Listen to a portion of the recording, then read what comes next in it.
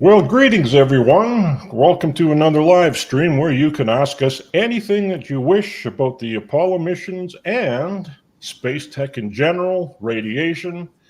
So, anyways, I'd like to introduce Jera White, and he has a few things to say about the radiation just before we start. So, Jera, I'll hand it over to you, and we'll go over that if you don't mind. No worries, I'll be happy to go over that. They've finally recently released the data from Artemis I. Specifically the phantoms, the dummies that have all the Geiger counters and radiation detectors built into them, and the results are interesting to say the least. I actually got some notes written up down here, and some the document in front of me. In fact, can I share the link in the chat? Sure. Have a look. Or if you wish, you could present it. Okay. Let me just try something here. I never done present. Hang on. Let me just get everything ready here. Okay, hang on a second. I do present.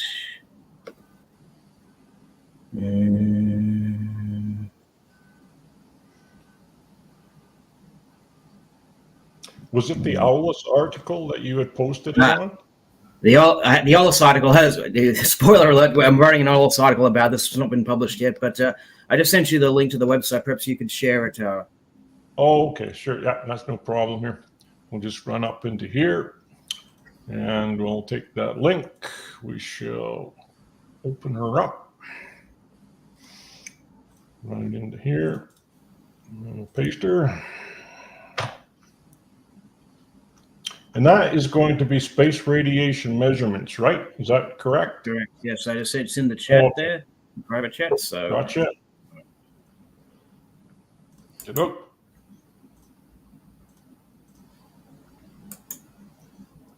And we'll just go like this, and we'll pop it up. And we'll share the window, I believe. We'll try that and see what happens. And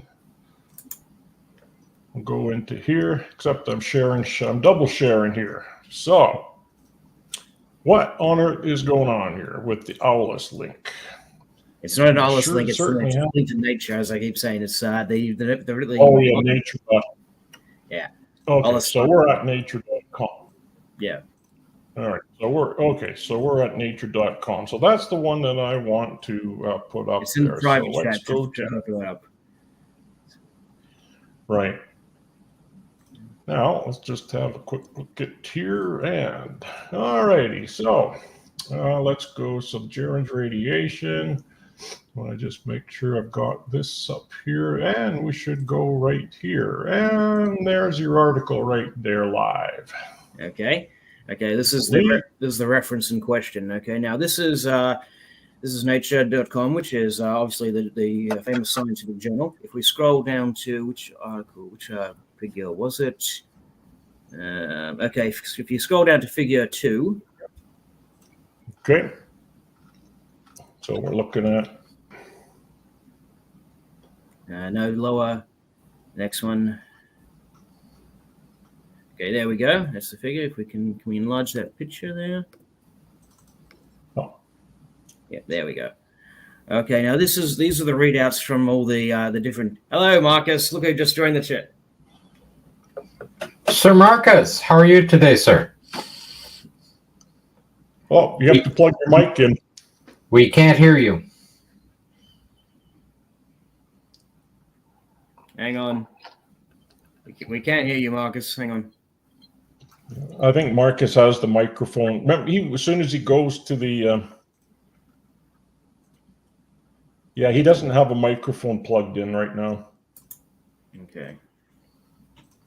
All right, well, I'll just continue. Yeah, go ahead, yeah. Discuss.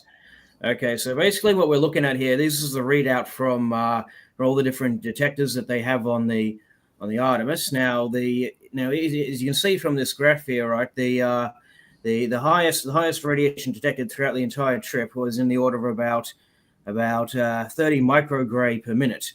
Okay, so that ends up to become about what was the numbers? I have them written down here someplace. Yes, okay. Okay, when you look at the numbers, they ended up being about 0.38 rad per day. Okay, that's at the highest. Even at the lowest, it ends up looking up something like about 0.43 rad per day. Okay, and so when you do the math, that ends up being an 8-day mission ends up looking something like 3.11 rads for an 8-day trip. Okay, already that's way higher than what was attributed to the Apollo missions. Okay, and going back to the main article, actually, I got the notes written down. You don't have to go into out of this now. You can in the article they actually report in referring to the two dummies, or specifically the dummy that didn't have the rad vest on. For whatever reason, they don't seem to mention the comparable. They had one. They see one of the dummies had a vest on it. The other one didn't. They only seem to give us the readouts for the one without the vest. But even with that one, they say that for the skin dose, for the exposure to the Van Allen belts alone, they report a dose of about 0.3 rads. Okay, now that alone is the entirety of the Apollo of the. I've got the results here for the. Let me get the skin doses up. Okay, just to put this into perspective, right? The lowest skin dose attributed to Apollo was Apollo 8, which was about 0.16 rad. Okay, and these guys are reporting up to that 0.16 is for the entire mission, and they're reporting 0.3 rads for just for the Van Allen exposure alone for the dummy. And now, just to put this into better context here, the Artemis spacecraft has 20 grams per square centimeter of shielding. Okay. Now, that's about 3 times as much shielding as the Apollo spacecraft. So, by any stretch, you should expect that the doses to be much smaller than what's attributed to Apollo. And yet, we're finding even bigger doses, bigger dose rates than what was Apollo is supposed to have encountered. Right. Marcus, did you have anything you wanted to add? We'll see. Just make sure the volume's okay. Okay, yeah, we can hear you. You hear me? Oh, great. Oh, good. I'm here. Yeah, I thought it was a very interesting article you did there, Jera, because it demonstrates that dear old Helga and Zohar were suffering a bit on their voyage, assuming that those readings were accurate. But Nature magazine is such an esteemed publication. They wouldn't get it wrong, would they? Yeah, and just to clarify, yeah, I did not write this article. This is an article by all the scientists who were involved in the data. So I hear people saying my article. It's actually the article I'm referencing. So right. Just to be clear, go ahead. But it just seems that there was a higher level of radiation recorded on the Artemis mission than there was on the Apollo mission. Mm.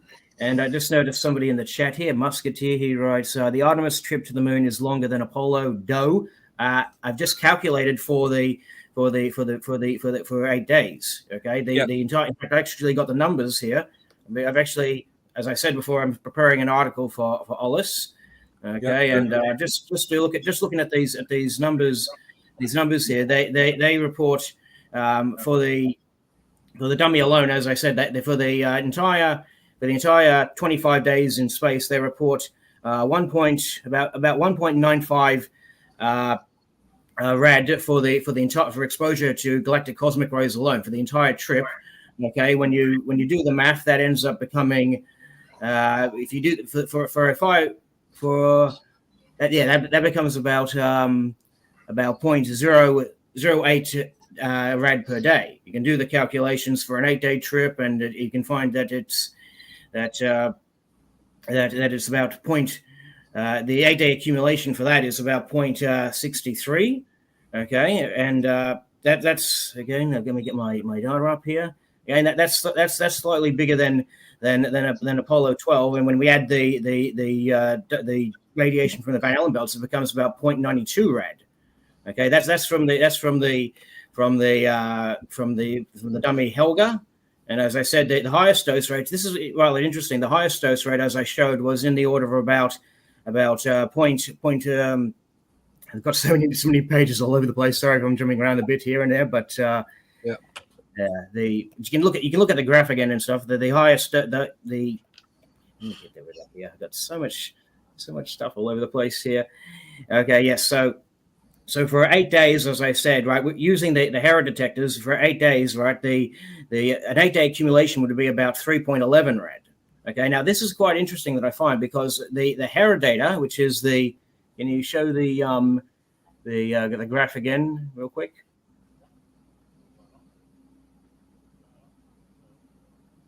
I'm looking at the graph on my computer here, and I just want to make sure we're all seeing the same thing that I'm looking at. Oh, I'm sorry. Well, so now your computer is over. Did you send something on the chat there? Or? Yeah. I sent you the link to the same link you were showing beforehand. That just show the graph. Right. There we go. Okay. I just got to get used to this. So then let's go down to your present there. It's funny how this silly thing wants to keep shutting down. There we are. So, Jara, one question. What would be the level of radiation that would start to affect humans? Well, they're generally anything that's measured in about tens to hundreds of REM is considered to be dangerous. Like I don't remember the numbers off the top of my head, but the acceptable lifetime limit for radiation workers is in the order of 25 REM. And so, like, the idea is that if you accumulate 25 REM in your career, that's it. You're fired. You for health reasons, you can't continue working here. The acceptable limit is about 5 REM per year. All right, and so you can do the calculations now. If you look at the curve that's labeled Hera HSU1, that's as you can see, that's the highest curve there, and it ends up being about 0.338 rad per day. Okay, now this is quite interesting, because that is even though that's the highest curve listed, that particular detector was placed inside the cargo bay, which is supposed to double as a makeshift radiation shield in the event of a solar flare, and yet somehow it detects the highest dose on the thing. I'm not sure if they've mislabeled them or something, but I find that very, very interesting, to say the least. Jared, during the flight of this particular craft, there were a number of solar flares. Can you spot them? Like, that was day 6. Yeah, right. There was 3 solar flares during that day. I don't see them on these graphs. Yes, and that's quite interesting. That I found that very anomalous. The authors themselves actually flat out say that there were no. I'm looking at the thing right now here. They say there was no large solar particle events during the mission, which I knew that was wrong, because I was tracking the solar activity that was happening at the time. I was keeping track of all the articles that were posted, and there was 3 coronal mass ejections during the Artemis mission. In fact, I actually phoned up the NASA guys when they were actually doing their press conference about you can stop sharing now, it's fine. And when they were doing their data, they were doing their press conference about their data, they said that they weren't as familiar with those flares as I was, which I was astounded about. And now I'm not sure what could have happened about why this data is missing from their readouts. Like, was it so powerful that it fried the detectors? Did NASA lose it conveniently or something? Well, like, it's just that beggars belief there. Yeah, I found that unusual, because I was tracking the solar flares at the same time. I was looking at the data. The data was on there, right? And there was 3 within a couple of hours, just as they so-called were approaching the moon. And I don't see that in any of that data there. Yeah, that's what I really found quite interesting of the lot, because their paper seems to focus only on the galactic cosmic rays and the Van Allen radiation belts alone. And And what we must remember again as well is that this spacecraft, they even say it in the article, this spacecraft has 20 grams per square centimeter of shielding. Okay, by comparison, Apollo is supposed to be rated at about 7 to 8 grams per square centimeter of shielding, and that's nearly 3 times. The Artemis has nearly 3 times as much shielding as Apollo, and so we should expect there to be a significant reduction when we compare it to the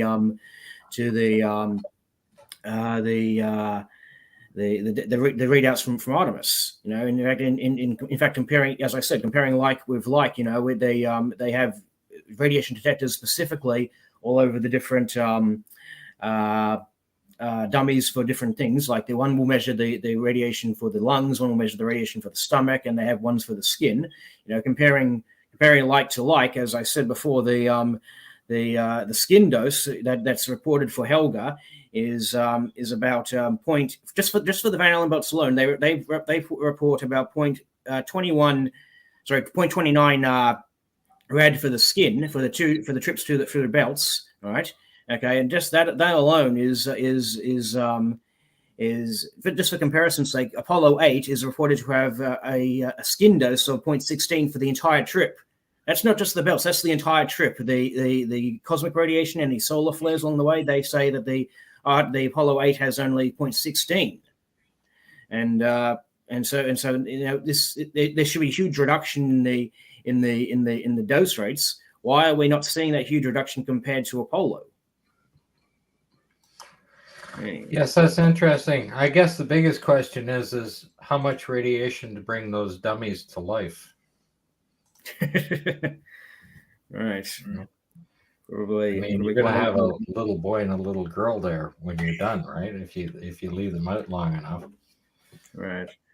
Well, okay. I mean, Voyager has advanced in its technology dramatically since it launched.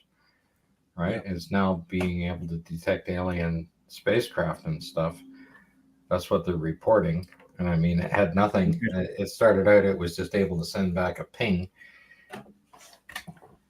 And now it's anyway, let's just have this though. What we'll do is just read a few comments off. How about Sean? Sean McHugh says, how could the metal gears in the lunar cameras have dealt with the thermal expansion and contraction in the sunlight and shadow? Now, we have gone through that before, especially when they're using that far ultraviolet camera and they're in the shade while one of the astronauts outside of the shade, so he's in direct sunlight, and the guy using the camera is in the shade. So you have a very high temperature difference here. Anyone anyone? Interesting observation that from Sean McHugh, because yes, it would imply that there would be thermal expansion of certainly of metals. Quite a lot of the gears inside the Hasselblad camera were actually plastic. They weren't metal, but plastic would be as affected by the vacuum that they were in as much as the thermal expansion of the heat they were in, especially with the Mara film cameras and the TV cameras that were set up on most Apollo missions quite close to the lunar lander. But so the answer to the question is, I don't actually know what expansion would have been affected by the heat and what effect that expansion would have had on the operation of the camera. Bearing in mind that the astronauts were all using their armored gauntlets to operate the cameras with. So you've got this dichotomy between the use of a delicate piece of equipment, which the cameras were, and the extreme environment in which they were operating. I mean, they're operating in temperature ranges of 500 degrees Fahrenheit, plus 150 centigrade, minus 150 centigrade. And when you go from shadow to sunlight, you're instantly transferring the heat difference. It's not a gradual process as we get here on Earth. And that's a mistake a lot of people make. They think what happens on the moon applies equally to what happens here on Earth. It doesn't. What happens on Earth is very different. We're insulated from a lot of this stuff by the atmosphere. And there's a I did read the requirements on the the cameras on the what NASA's requirements were, and that they needed to be tested and proven to work at that. But I've never found documents saying that they were tested and passed the test. That's a good point. Okay, I see I've looked for those. Yeah, It's just not there. they weren't tested. Yeah. I think No, I don't think they were. they weren't Everybody's tested thinking at the because same time. those What's cameras that? that we see weren't going to the moon. They were part of the props. They were part of the film process to convince us that they were on the moon. They didn't have to go to the moon. They were in Cannon Air Force Base, an area in New Mexico, not on Area 51. But What- it is interesting. It is interesting that there is no readings, though. The ones that Jarrah was just reading and going through, why wouldn't they have any readings on, especially on the outside of that craft? It just doesn't make sense, because you want to really know, you have to have both to compare it to, is what I would figure. They have readouts from different detectors from all over the spacecraft. They've got some of them are fixed to the walls of the spacecraft. Others, as I said, there's for whatever reason, the one that's detecting the highest dose is located in the so-called shelter cabin, which is really a cargo bay. And then they've got all the different counters fit all over the phantoms. They call them phantoms in the paper, and for whatever reason they've only released the data from the unshielded phantom and not the data from the one that's wearing the rad vest. I remember there was huge articles about they'll wear these vests to protect them from the radiation. Okay, well, why aren't you including the data from the one with the vest on, so we can see how this one compares? But of course, why wasn't there any? But this is what gets me too, is the solar flares. There were a couple of really nasty ones, and why didn't those detectors pick them up? That's the mystery too. It's either the data must have been fried by the flares, or NASA has excluded it from the tally. And because they like you to believe that there was no major solar flares during the Apollo missions. I had written an article on Ollis, I believe it was column number 5, specifically about the major solar flare from Apollo 16. And from that flare alone, I'm looking at the article right now. From that flare alone, right, the astronauts would have received about 11 rads, 11.75 rads. REMs, sorry, and you can look back at the totals and stuff. That's way higher than what was reported. They only mentioned the skin dose. They never mentioned the radiation from the internal organs or the bones or anything like that. Just the skin doses. That is something, isn't it? I see a couple of questions in the. Go ahead. Oh, I was just going to say Casey Green. Now this is one of these fellows here that we have to deal with, but I like what he says. He says, according to Live Science, about 100 ping pong ball sized balls hit the moon every day. That's not very much compared to a 2,000+ mile rock. Well, I'll tell you one thing. What happens when they put that space station up there around the moon? There's no Van Allen belts. There's no atmosphere to protect it. And all it's going to take is just one of those tiny little ping pong sized balls to hit that station, and it's game over. Yeah. I think the bigger issue, of course, is the fact that there's now that they're outside, for the most part, they're going to be outside the magnetosphere. The radiation, they'll be fully exposed to any kind of major solar flares to happen during the stay on the space station. And I think it was Zubrin who made the statement that there's nothing we can do on the gateway that we can't do on the ISS, except maybe expose astronauts to radiation experiments, which is something that the Nazis were hanged for. Now, there's another thing by Casey Green I noticed, which is a question for me. I've noticed. He says here, "What is SMERSH, Jarrah? What does SMERSH?" He trails off there, but obviously he must be referring to my book. Now, Yep. Few people realize this, but I'll just off topic, but I'll say it up front here right now. SMERSH is was a real life organization which it was started in Stalin's Russia during World War II. Okay, the mission was to snuff out Soviet defectors and Nazi spies infiltrating the Soviet Union during the war, and obviously it became very famous when it was used as the antagonists in Ian Fleming's James Bond books, right? And obviously I used it myself in Trojan SMERSH. It's there right there in the title. SMERSH is a portmanteau of the phrase "Smert Spionen," which means death to spies. Now here's something that was quite a good coincidence, for lack of a better word. My book got accepted for publication in November of last year. Okay, and literally just a month later, it was reported in the news that SMERSH was reactivated as part of Russia's invasion of Ukraine.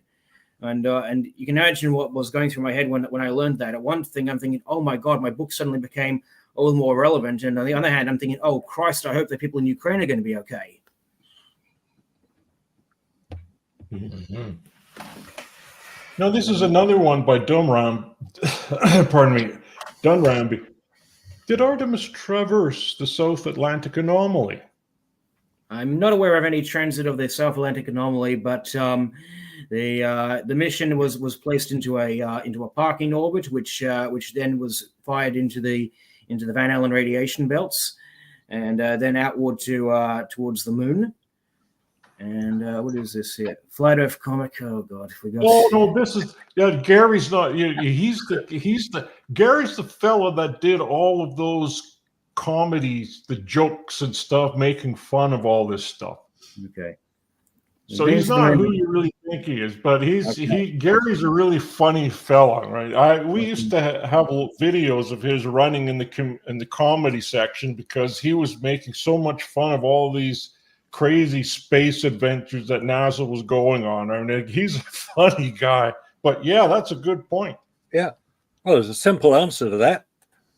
We never went there the first time, let alone a dozen times. We can't get back there because we've never been there. We don't know what to do. We're desperately trying to convince people that what they saw 50 odd years ago was the reality, the truth. It wasn't. It was a brilliantly executed propaganda exercise designed to demonstrate to the world the superiority of American technology. In that, it succeeded brilliantly. As to whether they got rockets to the moon or not is another matter. They didn't. That's why the propaganda exercise had to continue.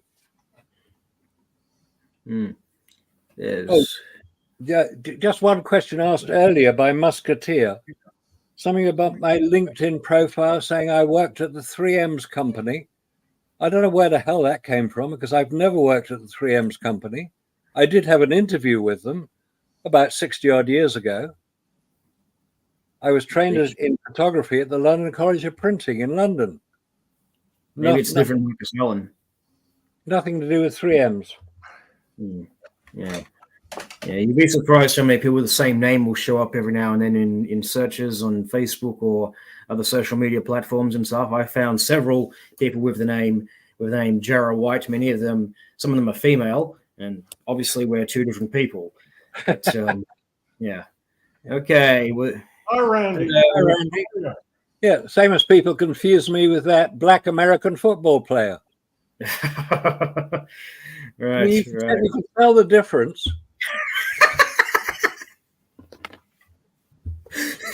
It's not rocket science. Well, in today's technology, anything's possible.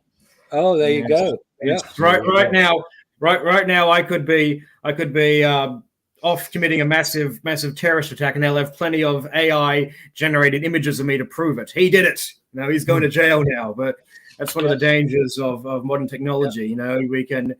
There's a term for those sorts of things where they put people's faces into adult films and stuff. They call that revenge porn. You know, they put people where they can make your face do all kinds of sorts of things. You can put your face into porn. They can put your face into incriminating videos. One of the major fears that I've seen is if somebody was able to hack the Twitter account of the President of the United States and then post an AI generated video of him declaring war on North Korea or Russia or some other country that has nuclear powers, what will that lead to? That's just it's very fearful what can be accomplished with modern technology nowadays. Yeah. Right now, if tomorrow Buzz Aldrin died and on his Twitter account they published a posthumous confession, they could turn around and say, oh, it was a AI generated thing. It's not his real voice, it's not his real face, and everything like that. And there's plenty of examples they can cite to. There's a video of Richard Nixon announcing the deaths of the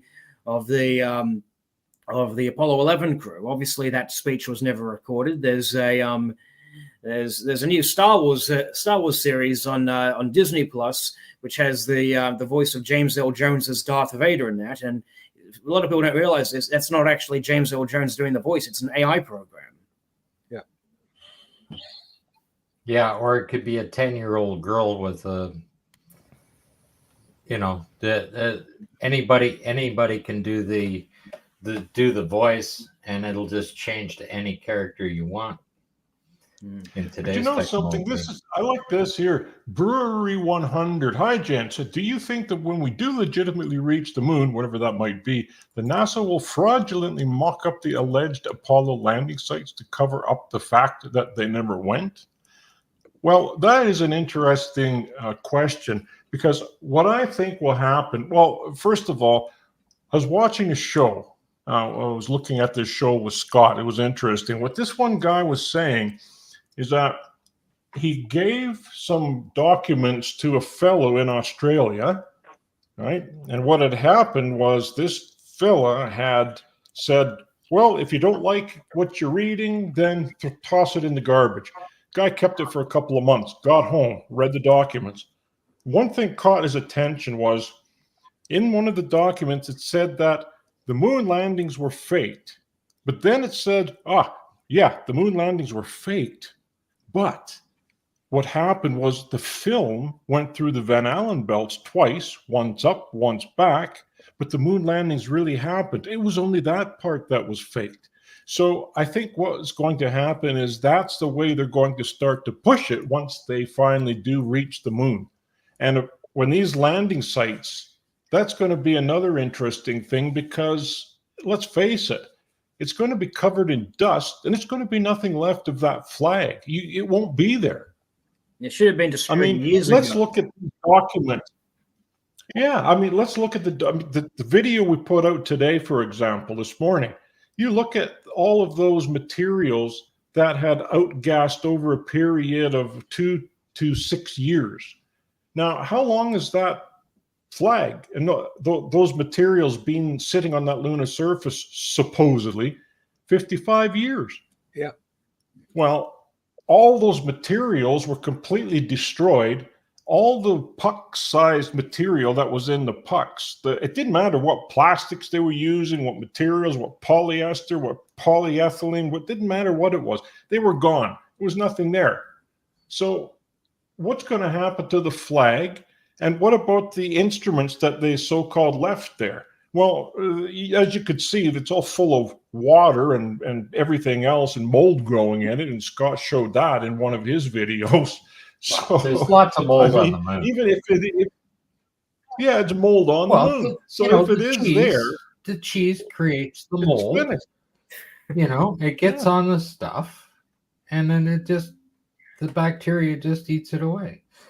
I just noticed Tinker, what's the name? Tinker Terribly, I think it is. We asked a question here. Polaris was supposedly gathering data on the radiation environment to better understand how space radiation affects human biological systems. Why haven't we seen the data or results yet? Well, first of all, it takes a while to get the data processed and evaluated and all that. But in the long run, the short answer, I'm actually covering Polaris in my upcoming OLS article as well. The short answer is that the Polaris Dawn mission is an apples and oranges comparison. I mentioned on our last Q&A that we did is that for all intents and purposes, the Polaris Dawn is a recreation of the Gemini 11 mission, where it just simply goes on this elliptical orbit, briefly skims the innermost edge of the inner belt, and then comes back down again. It's not like the radiation doesn't suddenly stop and start as if you've fallen into the deep end of a pool. It's more like getting in from the shallow end and slowly wadding your way towards the deep end. So for all intents and purposes, Gemini and Polaris Dawn, they only just dip their toe in the shallowest end of this pool of radiation. And if you look at the inclination of the two missions, Gemini and also Apollo, they were all inclined to the equator by about 30 degrees, whereas the Polaris is closer to about 60 degrees, if I recall correctly. I've got the numbers written down here. What was the numbers? It was where is it? The point is, its inclination is such that it's the point where the radiation become. Here we go. It says here the SpaceX Polaris mission was inclined to the equator by about 51.7 degrees. Okay, so here's a quotation from a Wright et al. Paper from 2005. They say the particle density is greater at the equator and low latitudes, then decreases as the latitude increases. By 50 degrees or 60 degrees north or south, the density of the belt is very low. So, for all intents and purposes, their trajectory, their inclination was specifically that it would only skim the area where the radiation is negligible. But then it's interesting about that is that they were claiming that spacewalk was going to take place inside of those Van Allen belts, and they were 200 miles below the very first one. If I was looking at that article, right? Yeah. So they weren't in it. So what point the spacesuits? I mean, it wasn't a test. It really wasn't, and they weren't out there walking. Let's just look at Ed White, for example. In the video I put out this morning, I put a comparison, two side by side. Beautiful spacewalk that Ed White did. And this is what you get. 55, no, wait a minute, it's longer than that. That's close to 60 years later when he did that. So how on earth, what's going on here? Well, I think what ended up turning out to be was a stand-up EVA. You see, there's two types of EVA. There is an EVA and a stand-up EVA. And a stand-up EVA is literally where you simply open the hatch and then just poke your head out for a little bit and, do some observations here and there. Whereas an EVA is where you literally get out the spacecraft and float around for a bit. And so I believe they mentioned something about the suits being rather stiff. It is a new spacesuit they were testing. And I have to say, when SpaceX unveiled the new EVA suit, I was actually underwhelmed, to be honest. And in fact, when I first saw the pictures, I thought, are they showing the right picture? Because it didn't look much different from the spacesuits that they've been wearing inside the capsule this whole time, which are specifically intended for maintaining suit pressure in the event of a cabin depressurization. That was my next question. Yes, because that makes no sense. We did a comparison of those suits, and the only thing I can see different is there's a hose on the leg. That's it. Yeah. So I don't understand how a seal around that, it's like almost like the Space 1999 helmets where they just go click, done. Yeah. And I don't understand how that seal's not leak. I was just going to say, you can look at what they have on the shuttle and stuff. They specifically had a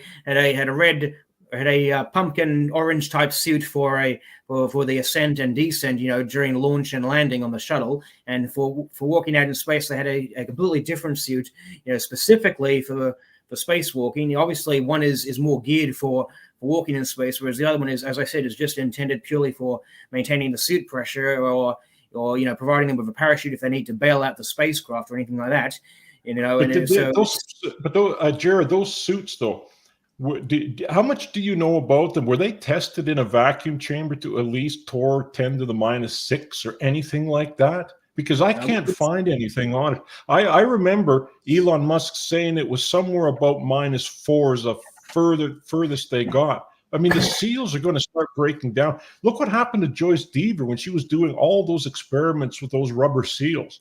They expanded 4 times to the size, and then they started drying out and cracking. So I just don't understand how these suits can function. Look at the size of the ones in the International Space Station. They're massive, bulky. They have mass to them. These things, I mean, I'm sitting here watching it, and I don't even see the wrinkles in the suits as much as move.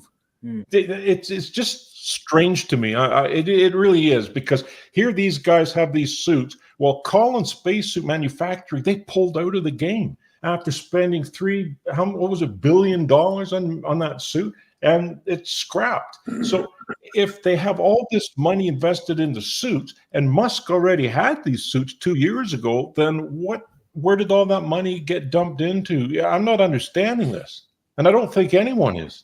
Yeah. SpaceX. What do you say to that? Well, I have a real problem with the suits. Spacesuits where you're asking. Sorry, I really do have a problem with the suits. When you have a costume designer, a Hollywood costume designer, okay, put together a suit, and Axiom's $3.5 billion, right? Still can't build a suit. Okay, Collins couldn't build a suit. Nobody can build a suit. Yet a costume designer, a Hollywood costume designer, Joe Fernandez is his name. Okay, he can build a spacesuit for Musk that's functional. Okay, I mean, when you look at that suit, you should be able to go to Walmart and buy one. I mean, quite simple. You know, they should have them out for Halloween. It's when you look at that, and there's no structure to this suit. Okay, there's no locking rings on the gloves or the boots or anything else to seal it off. So I watched the entire process of them doing their little space adventure there. So the craft had dropped down to I think it was down to 94 miles. And then went back up to 450 miles while they were doing this spacewalk. So they're depressurizing the internal pressure of the craft, which it started at 8 psi and dropped down to 0. Well, the gauge that they're using for psi just only has 1 decimal point. So when you're at 100,000 feet, it would read 00 anyway. You know, it needs at least 8 more decimals behind that gauge to read it. That's number one. Number two, you hear this air starting to push into the suit, and they're talking about pressurizing the suit. Well, the suit's actually at 8 psi when they close the lid, because that's the internal pressure of the spacecraft, right? And they want PSIA, absolute pressure in that suit. So they actually have to drop it from 8 psi down to the 5 psi that it's supposed to have before they do the walk. Yet they're claiming that they're pressurizing the suit. Okay, and you can hear the airflow. And they're saying, well, the air is coming in very close to the microphone. Well, no, the umbilical cord is attached to his leg. Okay, not up in the helmet. And you hear this air going on and on and on. I mean, you can go to Walmart and buy for outdoor play toys and water toys, right? That'll give you 5 psi in a outdoor water toy, and it'll be done in about 2 minutes, right? But this thing's going on for 45 minutes. Yeah, but he's saying that, Musk didn't have those suits 2 years ago. Well, he certainly did have the flight suits 2 years ago. It's the same suit with another. So where did this come from? There's minimal change, if at all. Like I said, when I first saw the unveiling of the EVA suit, I was wondering, are they showing the correct suit? Because it looks like I don't see any significant change compared to the launch and re-entry suit. And so my guess is because there's a lot of people I've noticed that mentioned how he doesn't seem to be moving much. Like he's got his arm this way, and it's barely moving around as he's standing through the the hatch door, and that could be indicative of the restraints in the suit. Because, like I said, you have two different types of spacesuit. One is normally you're supposed to have one suit for launch and entry, and another spacesuit that's supposed to allow for some mobility and functionality while you're walking in space. If they've just reused the same suit during launch and re-entry and stuff, that probably would restrict his movements. Because all you really need to worry about is basically making sure you can touch the controls to control the spacecraft while you're sitting in a depressurized cabin. Okay, but what makes the suit different, though? I beg your pardon, sorry? What makes that suit different? In other words, what makes the suit different is what one of the subscribers is talking about. I think Dunn is asking about this too. What makes that suit so different? Well, like using the shuttle and ISS suits as an example. One thing is that they have multiple layers to try to like, for example, in the modern space shuttle suits, they actually build them like a thermos model. There is a vacuum layer in between the inner pressure layer, right, which is supposed to prevent solar radiation from reaching the astronauts. So all they have to worry about is just their own body heat, and then they have the outer gold visor, for example, which is supposed to protect against glare whilst you're walking in space. There's a different outer layers of Teflon and nylon and stuff like that. And of course, as I said, the innermost layer is made of neoprene rubber, which it's supposed to maintain the suit pressure. So it's like you're wearing essentially a balloon. Okay, and then you got all these outer layers that are supposed to, offer you some protection. Like, in fact, there was one incident during the final years of the shuttle when a astronaut reported that there was a gash on the outer layers of his glove, and they ordered him back inside the cabin in case, okay, you've gashed the outer layers, let's get you back inside before you gash the inner layers too and cause a breach in your gloves. Because obviously, I understand what Musketeer's saying. He's saying, well, why don't you guys go watch the video? Well, we're discussing it here. That's all we're doing. We're just throwing the questions out to people so that everybody can have a chance to participate and ask questions. That's the whole purpose of this. And also, so I hope I've answered your question there. Also, don't forget the photographs you've shown many times, Robert, about the Apollo 17 astronauts getting suited up, and they're wearing basically black fiberglass body fitting supports. Right. Yeah. And the white suit that we see them in all the alleged photographs, that's just a coverall. That's not pressurized. What's pressurized is underneath that. And they have all these steel hawsers holding the arms down. So when they are pressurized, the arms don't go up like that and stay there. They can bring them down. And those are shown quite clearly. So the idea that the outer suit is pressurized is wrong. It's the inner suit. The sort of body armor almost. That's what it looks like. And they've got the concertina elbows and presumably concertina knees, which enable the pressure to stay in there. And that is what's attached to the helmet. The outer white suit could be attached to anything.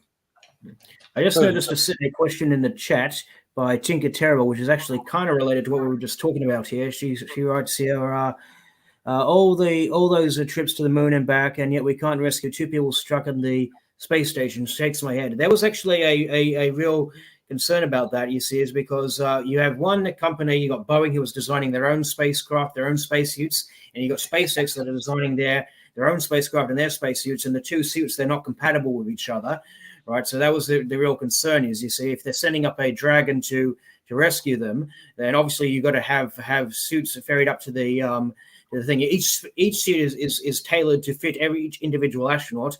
And fortuitously, they actually had a spacesuit up there for a SpaceX suit up there on the station, which fits Sonny. And for Butch, they have to bring up another spacesuit for him up. And what I was suspecting they probably would have to do is probably maybe build some sort of adapter which will allow the umbilical plugs, because you see they use different plugs. The Boeing spacesuit uses one umbilical plug that has one connection. The SpaceX ones have a completely different connection.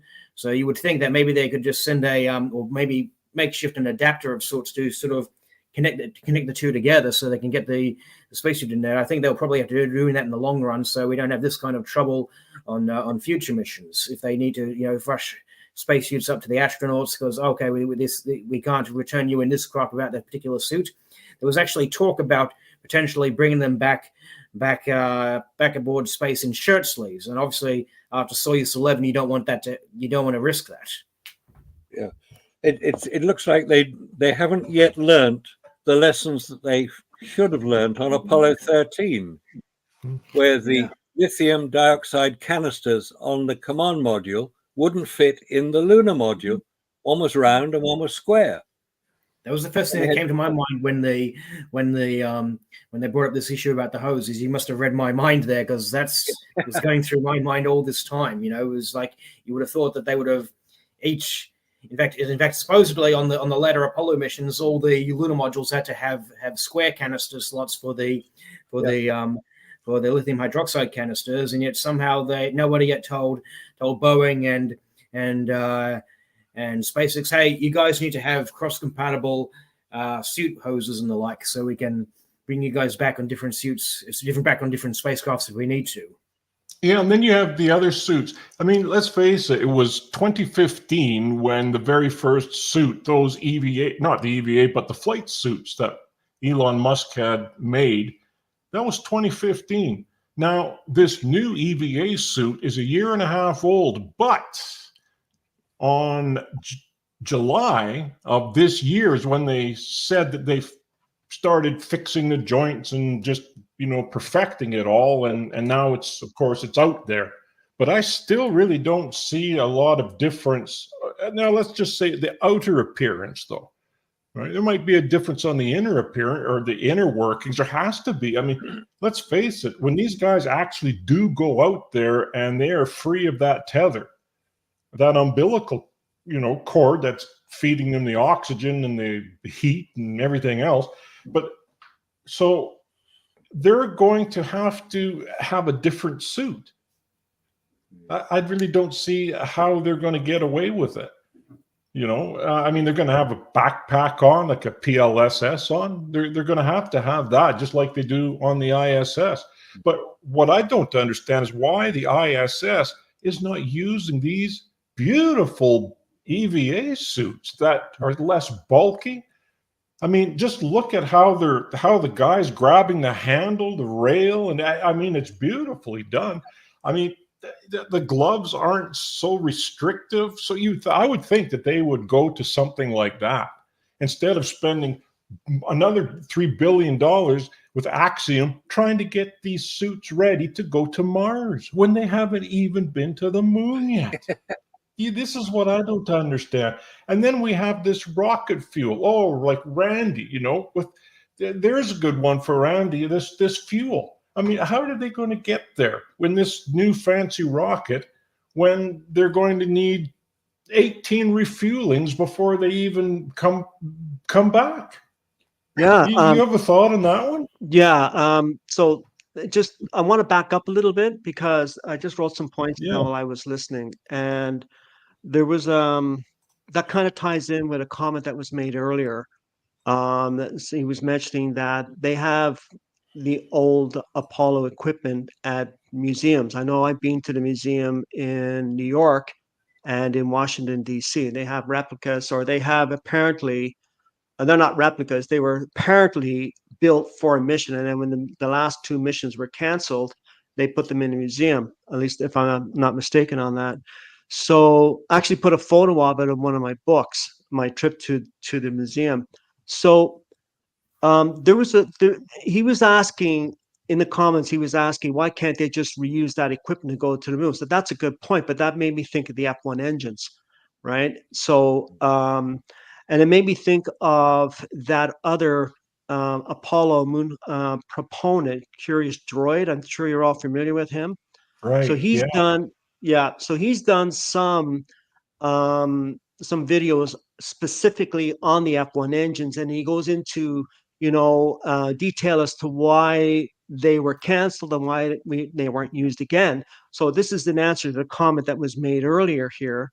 First of all, I mean, it's obvious that none of that equipment was ever used in any Apollo mission. That's the first thing. Second of all, when it comes to the F1 engines, we all know that was canceled after the Skylab launch, which was what, 1975, right? Am I correct on that? Or was it 73? 1973. 73. Yeah, it's 1973. So the interesting part about this is that Curious Droid went through great lengths explaining why, and I specifically remember what he said. He said why we cannot use the F1 engines again. It is because, yes, there are some schematics, but some of those schematics have disappeared. But he specifically mentioned the handwritten notes by the engineers that were working on the F1 engines as the primary reason, I say the primary reason as to why we can't use the F1 engines again. Yet my understanding is, and correct me if I'm wrong, that they actually have F1 engines that they didn't use that are on display. I believe it's in Florida. Correct me if I'm wrong on that. And if so, what is the issue with all the IQ NASA people reverse engineering that F1 engine? See, it's things like this that really make people question the validity of the Apollo moon missions. And you were talking about the suits earlier. Yeah. And I actually saw that. This morning when I had clicked in, and up on my mainstream media page came SpaceX to the rescue. They're going to rescue these astronauts on the ISS, and there was the two astronauts, the perfect looking couple, the male and the female in proportion to each other, with the new suits on. And the first thing that popped into my mind was a Ralph Klein, a clothing. What is that clothing maker's name? Ralph Klein? Is it Ralph Klein? Ralph Klein, yeah. A Calvin Klein commercial. And it looked that they put more effort into, and I think, Scott, you were alluding to this, they put more effort into designing the suits to fit in with the 2024 era that it looked like they put into designing the suits to battle the elements of space. That was my first impression. And my last impression, and I'll close with this, is that I'm a big fan. I'm sure a lot of you are familiar with Monty Python's Flying Circus. This is exactly what this narrative sounds like to me when it comes to NASA. You've got two astronauts right now, 2 or 3 astronauts, I think, and I haven't been following too closely, stranded. Officially, the narrative is saying they're stranded on the ISS. So my question is, do they have, I haven't studied the ISS a lot, so I'm putting this question out there. Is there an escape mechanism for these 2 astronauts if they have to, let's say, abandon the space station within 5 minutes? Do they have a means of escape? Well, escape pods. I should be able to take this one. Typically they have Soyuz's docked to the ISS as a means of escape, but of course it assumes you came up there in a Soyuz spacecraft. And again, the Soyuz has its own spacesuit, which you need to use. It's only compatible with the Soyuz. The Boeing Starline has its own spacesuit, which is not compatible with Soyuz, not compatible with SpaceX. And again, SpaceX has its own types of spacesuits, which is why they had to rush these one additional suit up to the ISS. Fortuitously for Sunny, there's a suit already aboard there that fits her. She says she's tried it on and it seems to fit her fine, fit her nicely. And so, so that's why I think in the long run they'll probably have to end up making adapters for all these different kinds of suits and different kinds of spacecrafts that they're on, because there's always going to be a Soyuz dock to the ISS in the event of an emergency. But what good is that if you can't get in there if your spacesuit has plugs that doesn't fit the connections that are on the spacecraft? And I would like to comment on something that Scott had said earlier about how they've hired a costume designer or a props designer for the SpaceX spacesuits. Yeah, that was Joe Fernandez is his name. Yeah. Okay. Yeah. What I would like to comment on that regard is that Elon Musk, he seems to this has become apparent to me in recent years. he seems to have ideas above his station. He seems to be wants us to live in a science fiction world where everybody is able to. We're basically like traveling to the moon or Mars is as commonplace as catching a bus, but he seems to get the idea, then run without even putting any thought into it whatsoever. Like the whole Starship thing, we've seen from the last two launches that if you look at the actual speedometer that it has, you see that it's even though they in their commentary they say, oh, we've reached Earth orbit, you can see that the speed they've actually released, it's just a hair under what's required to get into Earth orbit, and so it ended up being suborbital, and that's with a completely empty cargo bay. What good is it going to be to get into orbit? And I believe the question earlier is that they're going to need something like 18 or 20 missions just to fill up the tanks. And an issue with that, I'll let Randy take it from here after this. But an issue with that, of course, is boil off. You see, when you see the rockets on the launch pad, you got all the gases that are standing off the thing. What happened to there is they use cryogenic tanks to keep the oxygen, and in this case the methane, in liquid form. And it can only remain in liquid form for a few hours before it starts to turn back into a gas. And when it turns into a gas, you've got to actually vent that outside the spacecraft. And because it's the boiling point of these gases is something like minus 200 degrees Celsius. And so because it's so cold, when it actually goes outside the rocket, it actually freezes the water vapor in the air. And that's why we see those little white clouds not floating up into space, but descending down the side of the rocket on the launch pad. And so that's going to happen in space as well, you see. And so if you've got X amount of propellants in there, after so many days have gone past, you're going to have less. So you've got to send up another tanker to fill up the tanks, another one because you've got to deal with the boil off. And so it's just not a viable option. And so, Randy, do you have anything you wanted to say along those lines? Yeah, it's just you got me just researching my own work here when you were talking. I think you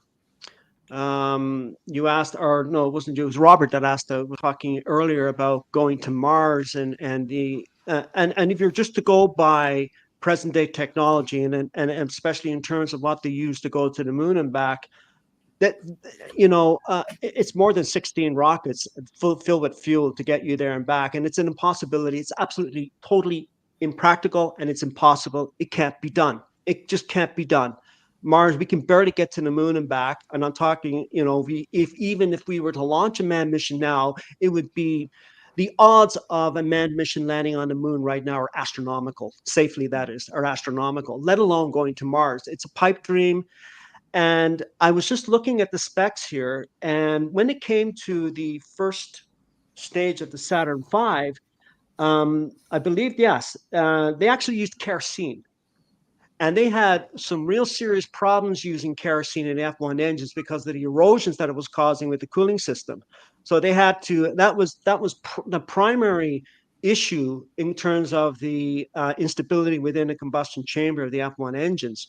So, and I speculate, and this is just speculation on my part, that they were launching numerous Apollo missions under the guise of the Apollo program in order to see what they can get out of those F1 engines. I think they eventually got something out of it, but it was a near disaster in 1973 with Skylab.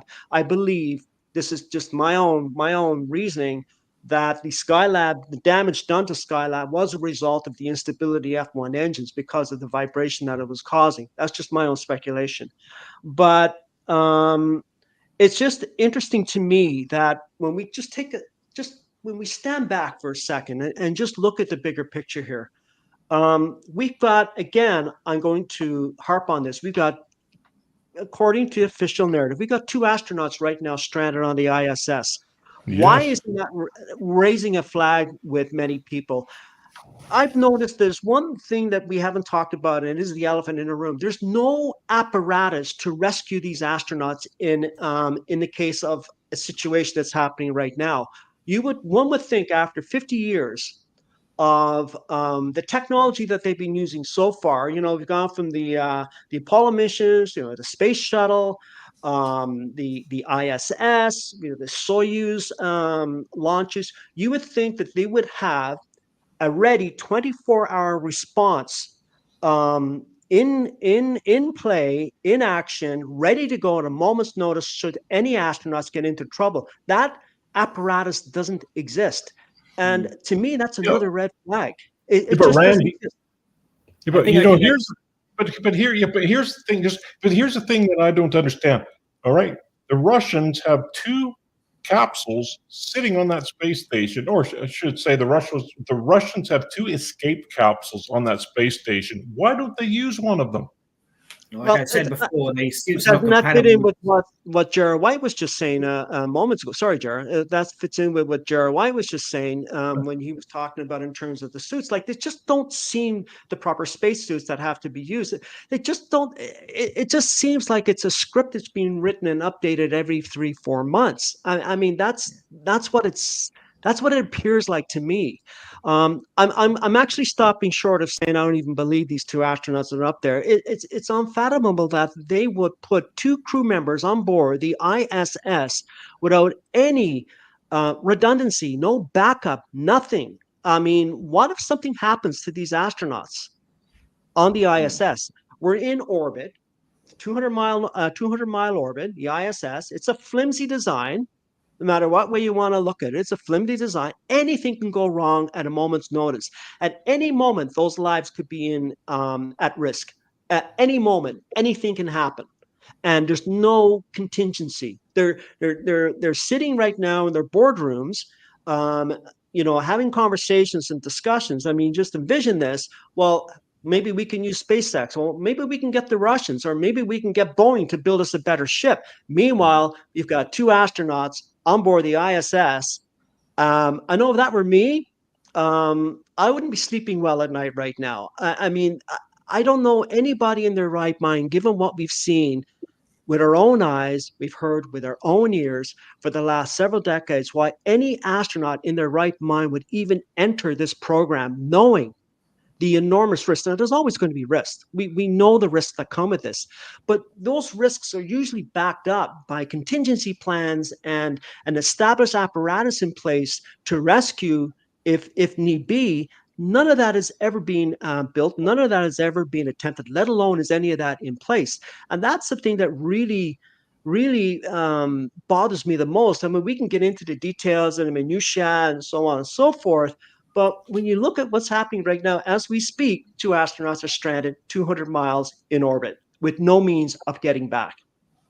Yeah, I would like to comment on a few of the things that you had said there, Andy. First of all, I think obviously we know that Sonny and Butch are up there and stuff. We can see the videos of the ISS, and those videos are impossible to fake. They're in obviously all these zero gravity maneuvers, which would be far too long to film in the 1-minute comet and this and that, and all the doors and whatnot that they keep floating in and out of and stuff. You won't be able to get wires in there, so we know that they're in space. There's no question about that. But I think what it boils down to is that NASA has become rather complacent since the space shuttle program. You see, during the last years of the shuttle after Columbia, and even during the Skylab program, they had a second spacecraft waiting on the launch pad, ready to go at a moment's notice if something went wrong. They had on Skylab they had a second Saturn 1B sitting on the launch pad. If something goes wrong, they had a capsule, an Apollo capsule that had the 2 additional seats put into the lower equipment bay. So if something goes wrong, 2 astronauts would fly up in to get the crew that are stranded on the Skylab. 3 astronauts, so they'd all come down as a 5-man crew. Okay, and on the shuttle, they had a second shuttle sitting on the launch pad, waiting to go at a moment's notice. But nowadays, the kind of infrastructure that they would have for a ever-ready rescue mission is pretty much non-existent at this point, because they're using liquid oxygen and liquid hydrogen in the shuttle. They use liquid oxygen and kerosene in the SpaceX mission. So obviously these things, they need time to launch. And in fact, if you want to go much further down the rabbit hole, the R7, the Russian R7 rocket was built as a intercontinental ballistic missile. You know why they never used it as an ICBM? because they took way too long to get it assembled and ready at the time. They wanted to have what do you want to use for as an ICBM, and by extension, a ever-ready rescue mission is a hypergolic rocket. They have those sitting in the obviously hypergols that create their own problem in that they're very toxic. You don't want if there's something goes wrong, there'll be a massive corrosive fire that's going to have to take place. But practicality, you can happily keep a hypergolic rocket sitting in a silo, ready to launch at a moment's notice if something goes wrong. If there's an all-out war, hey, bombs away, we launch straight away. If there's a astronaut stranded on the space station, up we go. But with the Titan rockets that they had on Gemini, they've been cancelled long ago. The kind of infrastructure they had in the 60s simply doesn't exist anymore.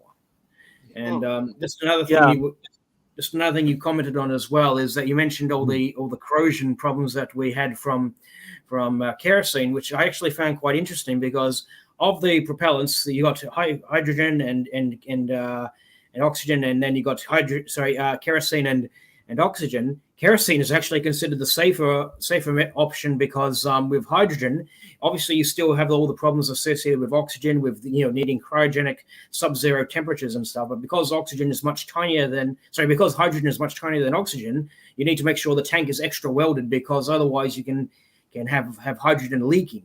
Hydrogen leaks are much more easier than oxygen leaks.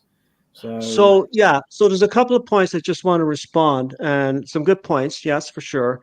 In terms of the ISS being a hoax, no, I agree. It's obviously something up there. We see it. I think I'm more talking about the perception of people out there that are, they're seeing this, and people who don't know haven't jumped into the details on this.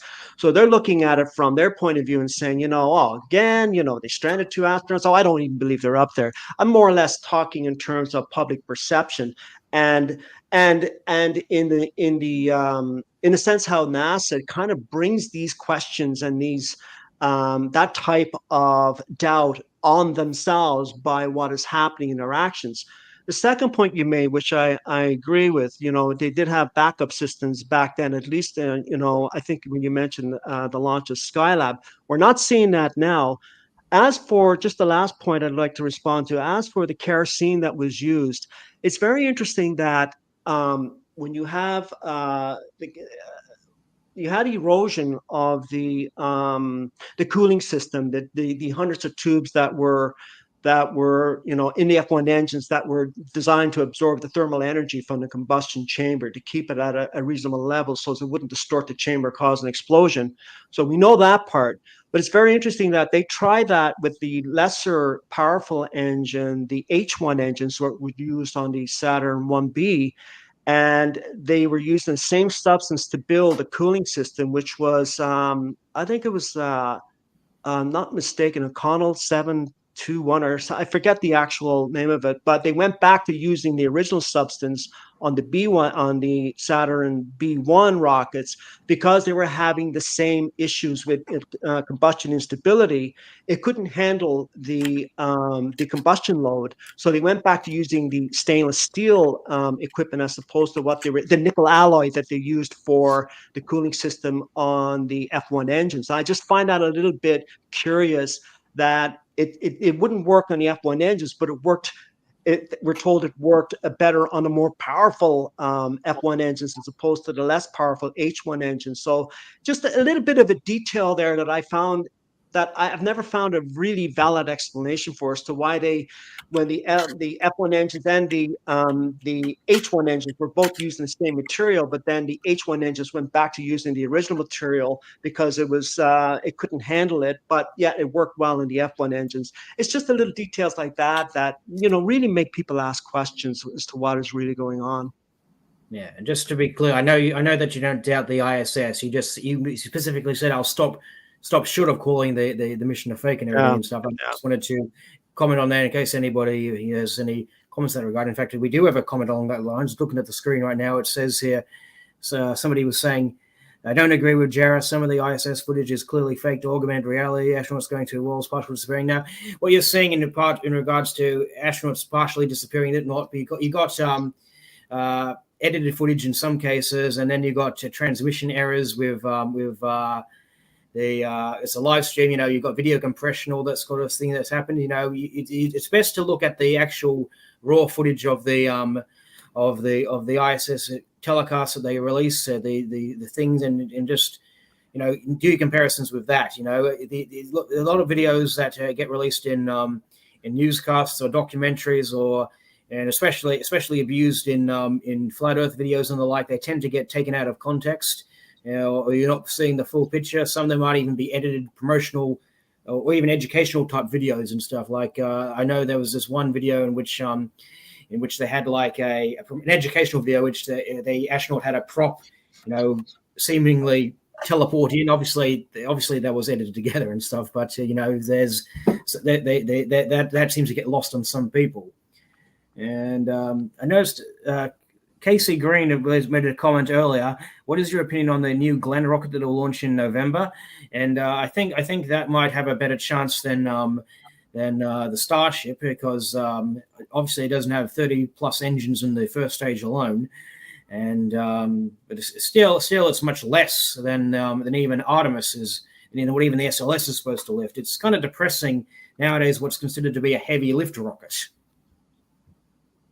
Mm-hmm.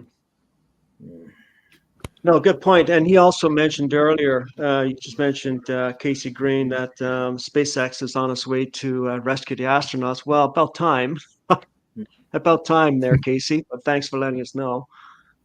Do you have anything you want to add along these lines, Marcus or Scott? No, I think you covered it pretty well, actually. Yes. But as far as the ISS, it was interesting that how they're setting some of this stuff up at this studio in Ontario called Felix and Paul Studios, which I've shown quite a few times what they've done, where they've had two people that are in the same room, and they have two people. One is in a different room, and the other one is inside of another room, and the woman comes floating through one of the tubes. And then she cuts off the camera, and then the camera cuts to camera 2, and then it's rotoscoped in. So some people are saying, well, why would they have to do that? Then we know something's going on up there. I mean, I can see it with my telescope.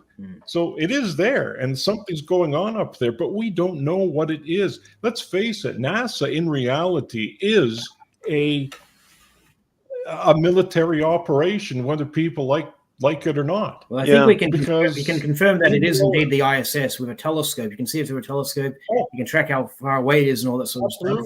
And like I said, it's best to look at the raw videos that they've released. Sometimes they'll make some educational videos which have some sort of fancy graphics added here and there and stuff to make it look more entertaining to children or this or that. You know, so like I said, always look at the raw videos. Okay. I agree.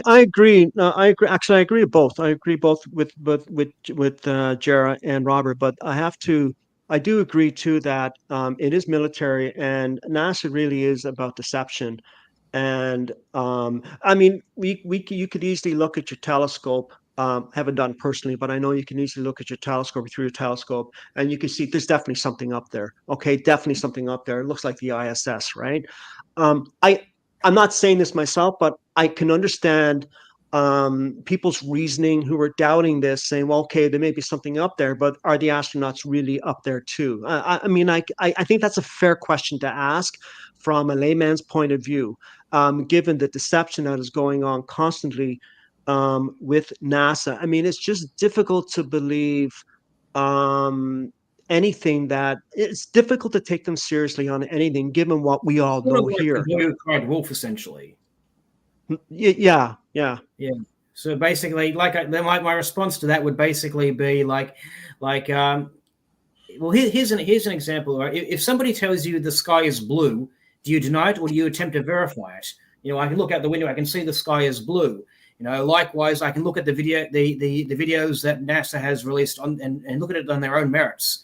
You know, I can look at the videos of them floating through the doors, this and that. Okay, there's no wires, you know, spinning them. They couldn't be able to possibly get that through there. We have entire tours aboard the ISS of astronauts showing us all the different cabins, all the different hallways, all the interconnecting sections and whatnot. And Well, some people like to say, "Oh, maybe that was shot on the Vomit Comet." Well, first of all, you can only do the Vomit Comet for about 30 seconds per dive, okay? And based on this live uncut, this raw uncut footage of them floating around through all the different rooms and everything, we can see that this station will be way too big to fit in the Vomit Comet. You know, like you see the photos of the shuttle docked to the ISS. I think we've all seen the videos of the Boeing 747 carrying the space shuttle on its back, and it's clear that the Vomit Comet scenario doesn't apply. And then we got people who claim, oh well, some people call it the International Swimming Station. They're implying that it's all underwater and stuff. Well, would you care to demonstrate that you can hold your breath for fractional hours on end? You know, because there's obviously no breathing apparatus. Most of the time, these astronauts are in shirt sleeves, not wearing a suit aboard the actual cabin. I know Musketeer writes here, Gerard, when SpaceX's Starships fly to the moon, will you eat your hat on live YouTube? Well, as I said before, the Starship isn't a viable option for getting to the moon and stuff. But hey, prove me wrong, SpaceX. Prove me wrong. So and as I said, I've said this before in my debate with Mike Mullane, is that if the Artemis II, personally, I think. Excuse me. Personally, I think Artemis II will be cancelled before it even gets off the ground. That seems to be their modus operandi of making bold announcements and then cancelling. But if Artemis II takes off, here's what I want to see the astronauts to do. I want to see them take some videos of themselves floating aboard the cabin. Clearly, you can do what you want. Hey, why don't you bring a hula hoop or something? Put yourself through it, prove that you're not on wires. Do all sorts of things to prove you're not on wires. You're not in the Vomit Comet. Float for as long as you want, and then in the same shot. No camera cuts, no blacks, or anything like that. Pan from you guys floating around in the cabin, pan to the window and show us the Earth far away outside. That's the only thing in Earth. That's the only thing you can't get in Earth orbit. Because that's why on the Apollo missions, you look at the Apollo missions, there was always a convenient camera cut or blackout between interior and exterior videos. Even in the scenarios where we can see the Earth, framed in the window, it would always black out or cut before we would actually see the astronauts aboard the spacecraft. How about they shoot some stars? How about they shoot the Milky Way for us? Just one. That's quite a long way from that. I'm not sure if you heard of the Daedalus program that was actually considered for interstellar missions. That program was proposed back by I think it was the British Astronomical Society, if I recall correctly. It was proposed in 1978. The rocket alone, the spacecraft alone was even larger than the Saturn V. And they said they needed to mine many tons of helium-3 either on the moon or the atmosphere of Jupiter just to power the fusion rocket that they would use to reach relativistic velocities. Using what we have now, it'll take thousands and thousands of years to reach the closest star. Well, I didn't say go there. I say photograph it. Oh, sorry, I misheard what you said. Sorry. Just photograph it. Let's see the Milky Way. Okay. Well, here's another. We've got. I mean, even a Barbie camera. I mean, give one to Musk, put it on one of his satellites, put him on his Starlink, put him on anything, and let's see some of this stuff. Okay? There's supposed to be thousands of satellites out there. Not one of them has a camera. Well, let's go back to this one here, right? What Dunn said about this Luna 3.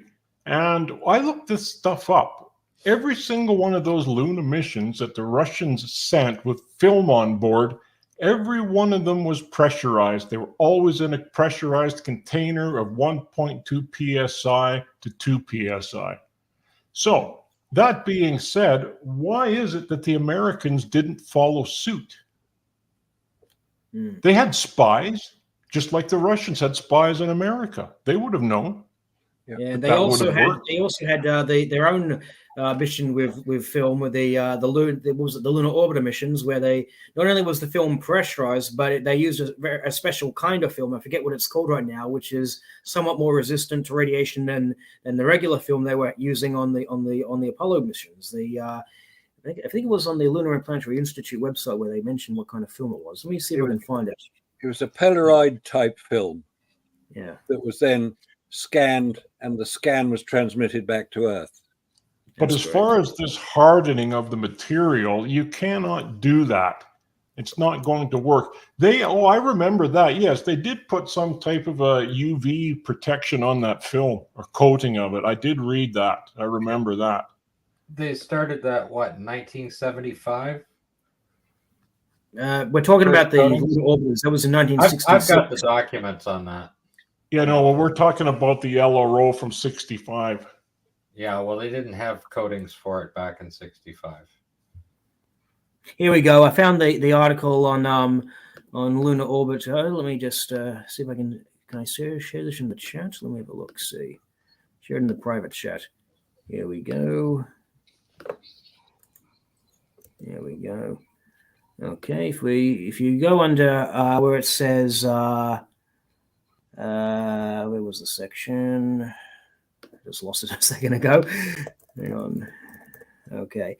Here we go. Under photographic subsystems, you can see that it says, have you got the screen up? I've got it on my own thing. Yeah, I'm just going to pull up. Okay. Yeah, I'm just going to pull that up in a sec here. Just have to get to the right one.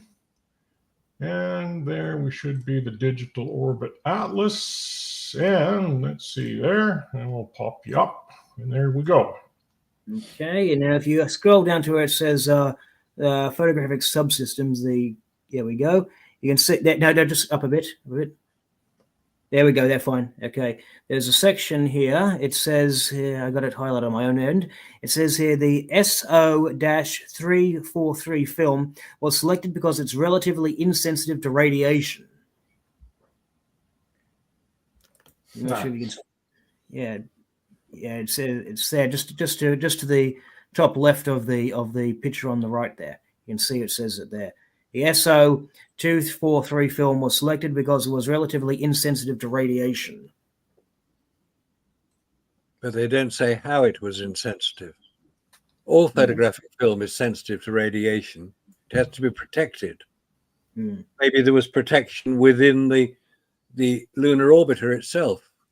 You have to look into the actual technicals about this particular film anyways, but I find that quite interesting because we've seen the videos. What was his name? JP Arnold, who said that the film that they had was essentially the same as ordinary film they used in the Hasselblad. And so why on the lunar orbiter we have to have this this special film, which is somewhat resistant to radiation, right? But on Apollo they're just use ordinary off the shelf film here, no worries, we'll just use that. Yeah, but how many times have people come and said, oh, it's a special film, over and over and over again? It never stops. And it wasn't a special film. Now, Marcus, why don't you tell them why it wasn't? Because all photographic film is sensitive to radiation, because that's what photographic film does. It records electromagnetic radiation at specific frequencies. Color film does it at 3 different frequencies, the red, green, blue. They're all slightly different, therefore they can record it, and when it's developed, it can be projected as if it was a color film. Yeah. Black and white film is exactly the same. It records radiation, electromagnetic radiation, which is what sunlight. So all sunlight is radiation, different frequencies. So what you can protect photographic film. You put them in lead pouches if you're going through airport security and you want to stop the X-ray machine from damaging the film.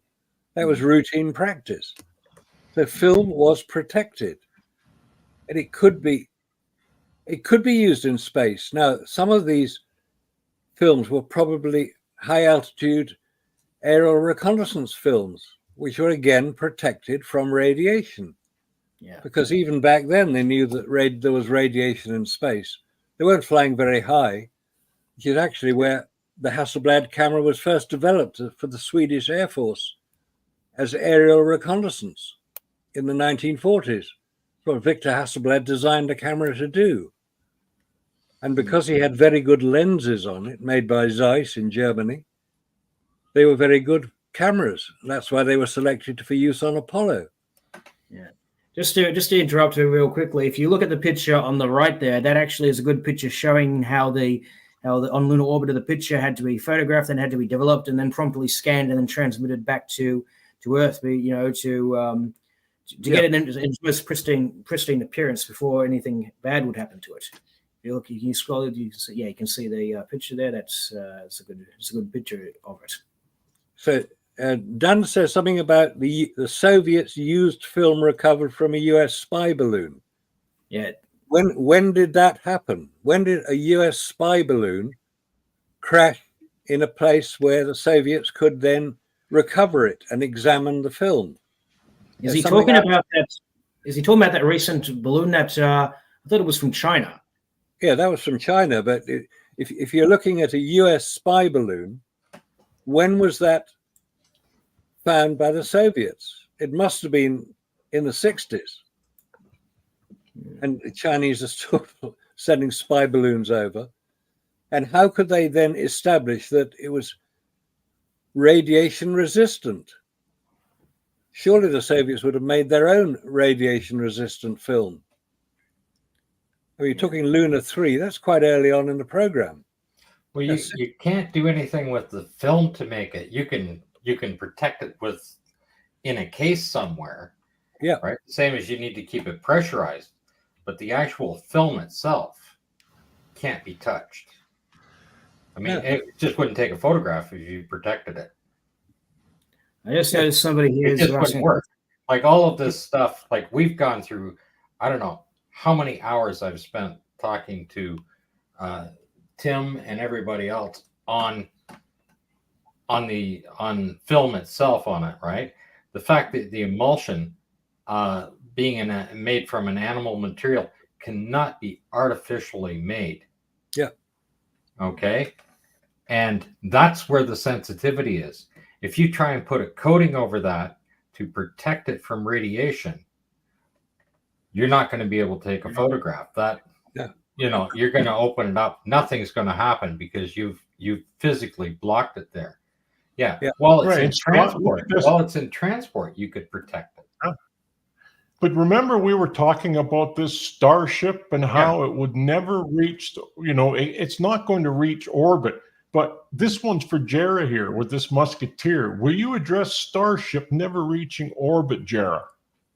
Well, I think I mentioned it earlier, in that if you actually look at the videos of the live stream of the launch, even though in the commentary they say that they've reached orbital velocity, you can see that the speedometer, it's actually a hair underneath what's required to get into orbital velocity, what's required to reach orbital velocity. So, and that's with the tanks, with the cargo bay completely empty. If I just have a prop here, and so imagine that this is the Starship. Okay, this entire upper section here is pretty much empty, right? Which is where that's supposed to be carrying all the satellites, all the payloads, what they're going to be putting into orbit, and the rest of the spacecraft is where all the propellants is. You can see that the tanks are mostly dry when it reaches this quote orbital velocity, and we see that if they can't get an empty craft into orbit, then how are they going to do it on an actual mission? And these are just the demo flights that they're showing. All these, frankly, seeing all these videos of them yelling and hollering, yeah, all the cheering that they do in crowds and stuff, it just makes them look reckless. That's the launch, by the way, for everybody that's listening, is the one that sat on the launch pad for about 12 seconds because they threw a whole bunch of extra fuel into it. It couldn't even lift itself until it burnt the fuel down until it could take off. And of course, it was zero payload, right? And even Musk said that he changed the fuel up on that. I forget what he was using. He pushed the fuel in to get more pounds of thrust out of it, and he said that those engines are really hungry. They just burn that fuel up, right? You can also actually look, if you actually look at the videos when it blows up, you can tell from the greenish sort of gas that it's releasing that the engine itself is actually cannibalizing itself. I watched an entire video on that. The different colors to designate what metal is actually turning to plasma. I just noticed a comment here from Giovanni. he says, surveyor, according to ChatGPT, had retroreflectors fitted to its legs, so saying Apollo left proof that man landed on the moon, don't cut it. Yes, and that's correct. The surveyor spacecraft was originally intended to carry the retroreflectors that were supposedly carried by the Apollo missions. I just laugh when people cite the retroreflectors. To them, I ask them, do you believe that the cosmonauts have landed on the moon? Because the two lunar rovers, they have put their own retroreflectors there. How about India? Do you believe India has put astronauts on the moon yet? They don't even have to my knowledge, they don't even have a manned space program yet. And there is their unmanned lander has a retroreflector. Granted, it's intended more for measuring with lasers fired at it by the orbital missions and stuff, but still, it demonstrates that you don't need a manned mission to put retroreflectors on the lunar surface. And it was all done well before the Apollo missions were even thought of by MIT, Massachusetts Institute of Technology. I mean, you've shown that, and so did the Russians. They did it the following year. Having watched America do it, they said, "Oh, we can do that." I mean, you can bounce lasers off the moon. It's reflective. You can see it. It's sunlight that's reflected. So laser beams will be reflected in the same way. Yeah, many people like to argue that you can get more precision with the retroreflectors, but yes, the fact that you can bounce lasers off the moon as well without any lasers there is another good point. And so, yes, what's this? This is a good question here. But Amantal, what type of magnetic tape is used to record data on the Voyager probes, and how is it still working in deep space radiation for nearly 40 years? Yeah. I don't believe the magnetic tapes would be on the Voyager spacecraft itself. They would have them at station on all the tracking facilities where they've got. In those days, they would have been using reel-to-reel quadruplex and the like. Well, actually, no, they were. Look at this. They had 8-track tape recorders on here, which I thought was interesting. Look at this. Okay. Yeah, but they all played Roy Orbison. Okay. Well, most of the data that they're now transmitting back is mostly just flight data, if I understand correctly. Like, okay, I'm still alive. Beep. I'm still alive. I'm still alive. Beep. Beep. That kind of. Just to show that it's still transmitting from that altitude. I believe that for some time, I don't know if they're still doing this, but I believe at some stage they were counting the amount of radiation they would have received at the heliopause. Heliopause is where the magnetic field of the sun ends, and you got all this essentially this outer bubble of where the radiation has slowed down relative to to when it was traveling through the solar system. This is interesting, though. The flight data subsystem can handle the imaging data at 6 downlink rates from 115.2 to 19.2 kilobits per second. So now we're back to using Vidicon tubes, and we're back to encoding this onto a tape. So my question is, after that has been out there that long, and this supposedly has been out so far out of our solar system that aliens are starting to have interactions with this. I mean, this is the stuff that's going around that you hear, but I don't understand how that could be, how that data could not be just wiped, gone.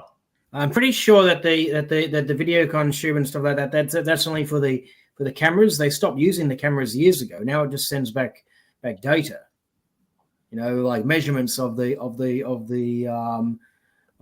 cosmic background radiation and this and that. I don't believe they have. I think the last picture that it ever sent back was a tiny dot of which was the Earth. They turned the camera on in 2022 again to take a shot of it. I wasn't aware of that. The Voyager just decided to turn itself back on, fire things up. Everything was working normal, and then they rerouted the chip. Turn them off again. Robert, aren't you the one that's got the contract to change those Vidicon tubes for Voyager? Isn't it your company that changes those tubes up for NASA? Oh, it was the one I used to work for. Oh, okay, yeah. We used to work for the Cosmic Cleaning Crew, Cosmic Repair. crew. You sweep the dust off the solar panels on the Martian rover. Yeah, I'd like to get the contract for that. I haven't followed the Voyager in quite a while, but I will say, just in case there's any doubters watching, we do know that the Voyager probe have reached the heliopause, because there's been, independents have actually received the data from that distance. I actually cited some examples in one of the papers I published to Ollis. There's a bit of a confusion that I've noticed some people have been having, particularly flat earthers that have been having, about how can they transmit signals all the way between the Earth and the Moon when we have problems with cell phones or needing multiple TV antennas all over the world for just every 3 miles, whatever, to transmit. So it's an apples and oranges comparison, you see, because there's no air in space, so there's no path attenuation, there's no absorption of the radio signals or anything like that until it reaches the atmosphere. That's why we have big telescope dishes to receive TV signals and rather pictures, any kind of video, any kind of transmissions and the like from space. Okay, you can build one in your backyard and receive signal. If you know what they're transmitting on, you can receive signals from any spacecraft you want. And like I said, it works by line of sight. As long as you can see the moon, you can receive signals transmitted from there. I'm not saying that the Apollo missions were real, but you have a unmanned craft landed on the moon, which we know them to do. We have the videos of the pictures of the three-legged craft on the moon. We know that they at least landed something there to transmit the voices and videos and whatnot. And the Soviets themselves demonstrated with the Zond missions how to make it look like the missions were real with radio signals. Okay, and so the reason why we have issues over on Earth is because, well, surprise, surprise, the Earth is spherical. We can't receive signals from radio antennas that are below the horizon, unless we have multiple antennas, antenna towers built all over the place to amplify the signal. Or if you bounce them off the ionosphere, bounce it this way, it reflects across the curvature of the Earth. So I just wanted to make that point clear. Yeah, shortwave radio. The AM radio, I think, uses that method, bounces off the ionosphere. Yeah. Yeah, long FM frequencies are more, I think, line of sight. I know, Robert, you would know that from VOR navigating. It's line of sight, so it's affected by the curvature of the Earth. Oh yeah, absolutely, it is. So As soon as you go over, yeah, I remember mountain flying, and when we were just learning navigation. We would go over you would go up over Iron Mountain, and once you got to the other side of that mountain and dipped down, that was it. Well, I just want to, like you would agree with me. It's just to emphasize, just that point alone invalidates the flat Earth theory, because I know when I've been flying at certain altitudes, at let's say a low altitude of 5,000-6,000 feet, and I can't get a VOR reception. But I know if I climb higher, maybe up to 8,000 feet, I get that VOR reception. That's in the same location because it's line of sight. So it's affected by the curvature of the Earth. Right there. I just noticed this one comment from Musketeer that seems like a troll comment, I think. He says, Jar is contradicting the detectives big time. Look at them cringing. I didn't find myself. Yeah, I don't know what he's talking about. Nobody's cringing here. I'm cringing because I'm looking at the screen. Some weird. I thought we were making good progress so far. Discussing all these things and stuff. It's been very constructive. This conversation has been very constructive. No complaints here and there, Musketeer. Yeah. There's many decades of experience of research into Apollo on the screen right now. There are books. People have published books about it. Can I answer that? Yeah. Yeah. Randy's published, 3 books so far? Working on the 4th? Yeah. Well, not only that, but anybody who's written a book on this, Ralph Renee, all the people have written books on that. They actually sourced these books that this individual here, Jarley's his name, is talking about. And there's always nuggets in those books that are pro Apollo. I've sourced in my first 2 nonfiction books, I sourced a lot of material. So has Marcus And the material that comes from the pro Apollo mission books, I've actually are the nuggets that actually are questioning the Apollo missions themselves. When you get a comment like this from an engineer who was working directly, he was involved in the Apollo missions. I've sourced this in my second book. I don't have it right now, but it's in my second book, and I have sourced it. And I'm paraphrasing here, when he looked back on the missions, he actually said, again, paraphrasing, that he was surprised that the lack of quality control in terms of the success of the missions. I mean, he was questioning the very program that he was involved in and stands by to this day, but is actually mentioning the poor quality control. That's a nugget. That tells you a lot. So to the individual here who's saying that, we actually use those sources and we talk about those sources in our respective work, myself, Marcus, Jera, Ralph, Renee, and so on. So that's really, we've covered that. It's an invalid argument. I just noticed a question for me here. This is from Mr. Orange Peel. Question number 1, he says, Jera, thank you for your work with Moonfaker and Olis. Now it's cheaper and easier to create content. Will you be creating any future video content? I plan on making some videos in the future, and I also hope to possibly even write a book version of Moonfaker. We'll see how that goes. And yeah, for the most part, right? You know, I've been we had a death in the family some years back, and I'm still licking my wounds from that. You know, and I'm just I hope to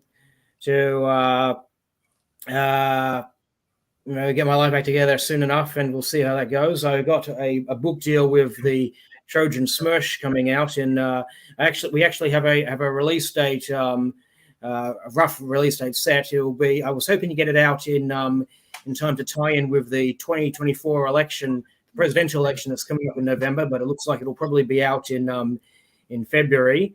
And I hope to make a whole bunch of I got a whole series of books about Sid Tanner. I hope to get those published soon as well, and we'll see if I can get some books on the Apollo Moonlandings published as well. I plan to. I've been working on a new draft for Renee's book, NASA Mooned America. You know, some chiming in with my own 2 cents worth here and there wherever necessary, and also I plan on adding some appendixes, you know, to reflect some of the newest information that's been surfacing. But you know something, when they do finally make it to the moon, it will be a very great accomplishment, because they've been trying over and over and over again. When you think about this, because, and I don't mean trying over and over in the sense of actually doing it, but it's been, first of all, what was it, 2012? Then it was 2014. Oh, we're going. Then it was 2018. And then we're going. Then it was 2020. Then it was 22, and then it was set for the end of this year. And now they're pushing it to the end of next year, and they're still not going to be ready. You see, this is the whole problem with this that I have, is they're going to need this lunar gateway station, and they're going to need all these refueling vessels. Well, they didn't need that back in 1969, did they? They didn't need any of this stuff. So why are they doing it? You know, like Scott said, the latest and greatest tech, doesn't matter how old it is, it matters if it works today. And they don't have anything today that is functionable.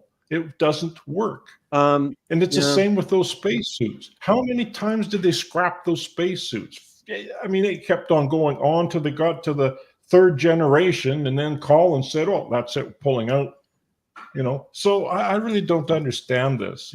They just keep saying they're going to do it, they're going to do it. But if it was so easy back then, my goodness, they have all the tech right inside of their museums. It's still functionable it's still functioning if they copied it with new materials, you know, refurbish it all. They do that with jet. I mean, let's face it, if Jeff Bezos can fish that engine out of the F1 engine out of the Atlantic Ocean that was down there 14,000 feet, and it's been down there for 50 some odd years, and he brings it to the surface, they refurbish it and fire the gas chamber, and it works.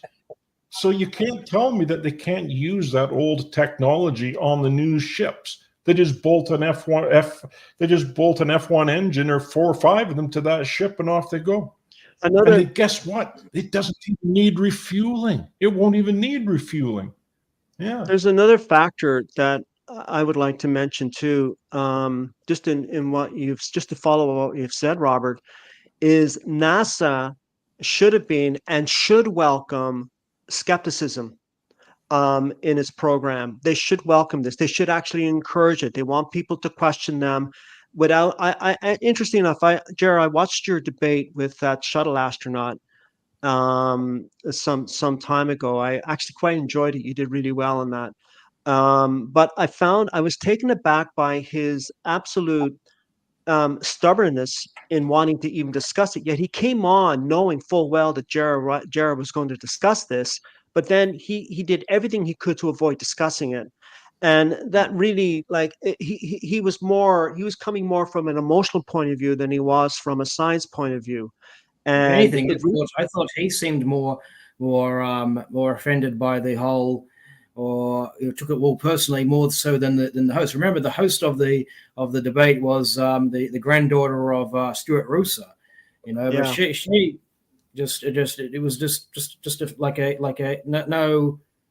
no big deal. Just in fact we had a good conversation after the show. I like to think that I made friends with Danielle Roosa and her father, and obviously despite our differences of opinion, obviously, but in the case of Mike Mullane, I personally put it down to emotion on his part, because I suspect at one point he actually asked me if I believe he had flown in space. So I remember that. I put it down. I suspect he's probably been hounded by flat earthers and space travel deniers and the like. So, we tend to get tarred with the same brush by people who oppose us, and so he was probably trying to do the same thing. I received quite a lot of emails from people who say I won that debate, but realistically, I think it was the kind of debate where there could be no winners. On one hand, I'm talking about the moon rocks. I'm talking about the anomalies in those rocks. I'm talking about how the radiation. I'm talking about the plausibility of faking enough light to the moon such that radio operators would be fooled. And he's just talking about the human emotion factors, all those sorts of things. In fact, I've said this on a previous radio show. This is an analogy, like it's like expecting a fight between a shark and a lion. One lives on the land, the other one lives in the sea. There's not going to really be much of a fight. The best you can see is the best you can hope for, rather, is how well the other one fares outside of their elements. In the ocean, the tiger or the lion could outswim the shark, whereas on land, the cat's clawing at it. The shark could try to clip its way back into the ocean and bite profusely and stuff. But realistically, it wasn't really a kind of debate where there could be any real winners, I thought. No, and the thing is that you're correct. That's what I observed, is that his argument was more emotional based, and it really this is what I'm talking about. There's nothing wrong with being slightly offended. I know that some of the Justin Cox, my debate with Justin Cox, he did admit that he's emotionally involved in that, and I get it. I really do. I understand that.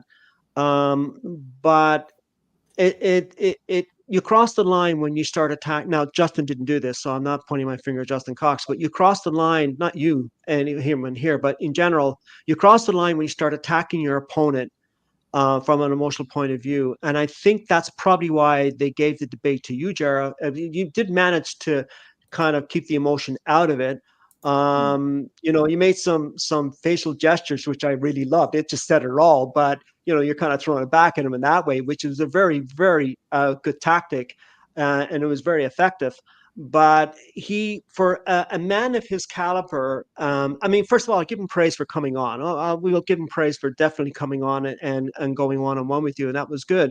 But for a man of his caliber and science background, I was a little taken aback by he was allowing his emotions to take over when science actually promotes the opposite. It's science first, facts first. We'll deal with the emotion later.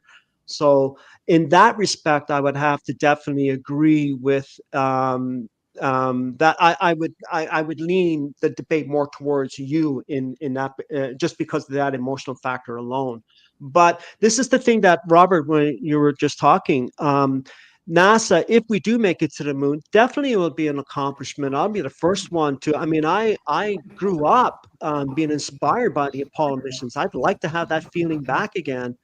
But NASA should welcome skepticism. They should welcome it with open arms and willing to ask questions without ridiculing the people who are asking the questions. And the more that they do that, the more they end up discrediting themselves. One more point I want to make. There's no denying that NASA has made contributions, especially to aviation, meteorology. They've been very good at that. So I'm not saying NASA is a complete clown show, but when it comes to their space program, there's definitely a lot of behind the scenes goings on there. And they do create that air of skepticism themselves. So they should, if they want to blame anybody for questioning this, they really have to take ownership. Yeah. Oh yeah, absolutely. But but Musketeer, says, Bob, they're not repeating Apollo. How many times do you have to be told? Apollo was easy. Who told you that rubbish? Well, no, it wasn't easy. When you think about they had to start from, but when they started from the beginning, when they started from the very beginning, they had the buildings to put up, they had the foundations to pour, they had all these things that they had to get done. Well, they had all the suits to make. They had the rovers. They had the equipment. They had the rockets. They had the whole 9 yards. But my point is this. It's in the museums, guys. It's all right there. Why don't they take it out of the bloody museum and use it? Not only that, it worked the very first time. Yeah. Okay. I think they got there. I wanted to comment on that. Actually, there was one occasion when they had to get some umbilical. I think it was. I can't remember what it was. It was some device inside the Apollo CSM, which they wanted to try and bring on board the Orion. But obviously, the only working model they had was the rescue vehicle. I mentioned before that there was a rescue for Skylab. The only fully intact Apollo CSM that's still on display is the rescue thing, which obviously is intended for Earth orbit and stuff. But still, they decide, okay, well let's have a look at this guy and see what we can learn from it. That's the only occasion I know of them trying to reverse engineer stuff from Apollo. But for the most part, the F1 engines, the Saturn V, everything else is just sitting there in the museums. And they're not doing anything. No, this is a good question. Here. They were able to play golf.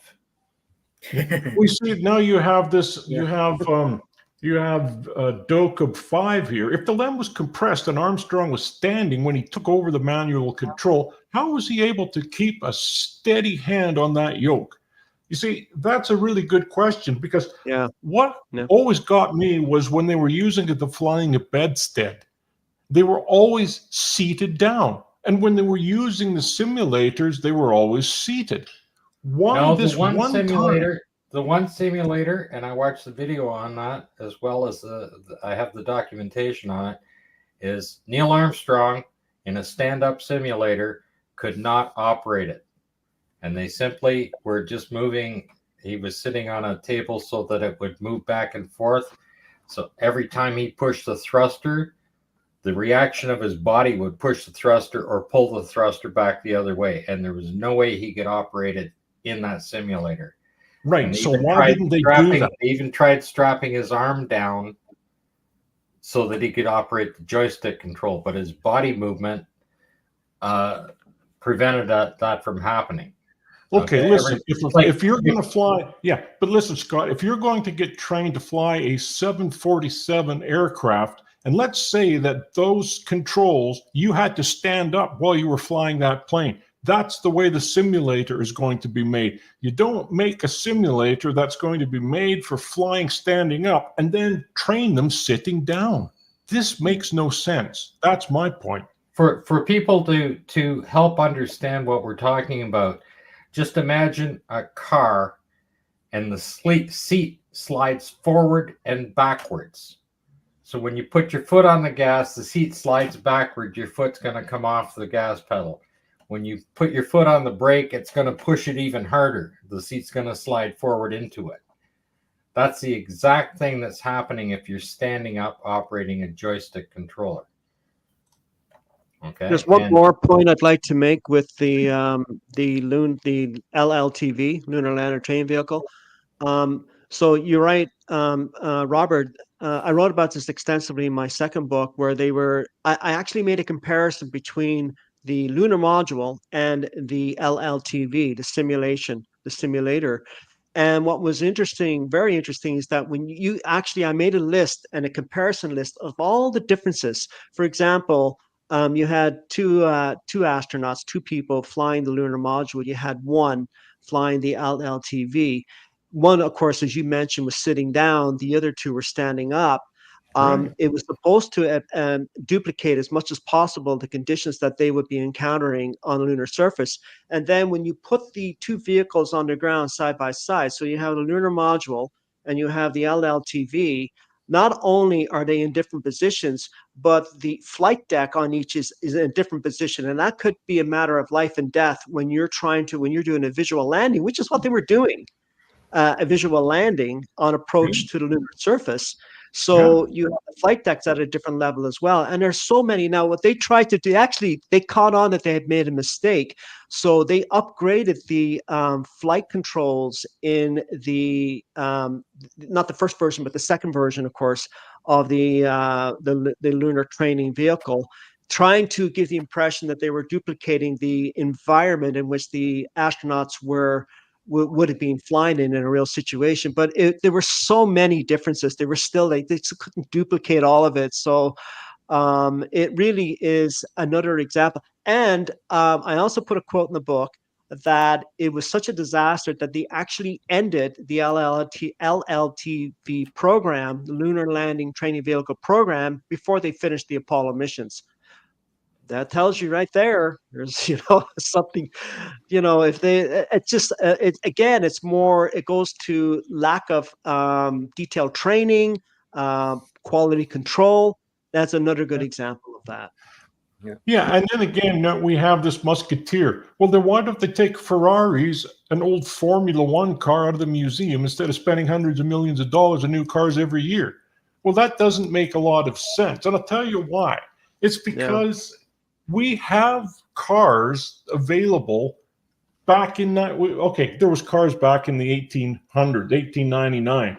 Okay, they were just horse and buggy carts minus the horse. I mean, they were primitive stuff. But here's the thing. If that was the only technology that we had today, it's going to be the technology that is the latest and greatest today. But this is not what we're seeing with Apollo versus Artemis here. We're not seeing that. No. We're seeing they're trying to redesign a whole different system when it didn't work back then. Why would they think that it was going to work today? So I do get it. They're going to try to redo things to make it work, or else they would have taken that old technology and they would have made that work today. They would have used it. So by saying this guy's commenting about that, I'll tell you right now. Yeah. You take a brand new Corvette, okay? Just anybody can buy the new Corvette, would beat that Formula One car. Like the old Formula One cars, it'd beat it right out of the box. Take it right off the showroom floor. It would just take it hands down and beat it. Okay? You're not going to, like, the technology is there. All of these cars, first of all of these cars worked in their day. But the brand new ones that they spend millions of dollars on, man, there's no way you're going to match the acceleration and cornering performance and downforce that they put into those vehicles, right? But the old Formula One cars, I mean, I would believe that probably Subaru WRX could probably match it on the track today. Okay. Can I respond to Musketeer? I just have one thing I want to respond to with Musketeer. His point, some will say he brings up a valid point. But I like to use the analogy of the old Douglas DC-3. It was a 2-engine prop. It was the workhorse of its era. It was a very reliable plane, had a very good safety record. Actually, it was known for its safety record. And so people argue, well, we don't keep the schematics for that anymore. Well, no, because we built on that plane. We built on that design year after year, generation after generation. We have no need to keep the schematics because we built on that technology, which is why we have 747s today and so on. But we didn't build on that technology in terms of the actual lunar lander, manned lunar lander. They destroyed a lot of those schematics. Grumman was notorious for, they found a few documents in a box in the back of their, in the back office somewhere. They were notorious for destroying their own documents when it came to building what was supposed to be the most scientific accomplishment of the 20th century. So the argument that Musketeer, and this argument shoots him down right here, is that they did not, unlike other technology in our society, the Apollo missions did not build on its own technology in terms of the actual moon landing. I would like to add to that as well. I would like to add to that analogy earlier with the horse and cart, right? Imagine a scenario where we go from horse and cart to using cars, right? Suddenly we stop using cars and we go back to horse and cart for the last 50, 60 plus years, you know?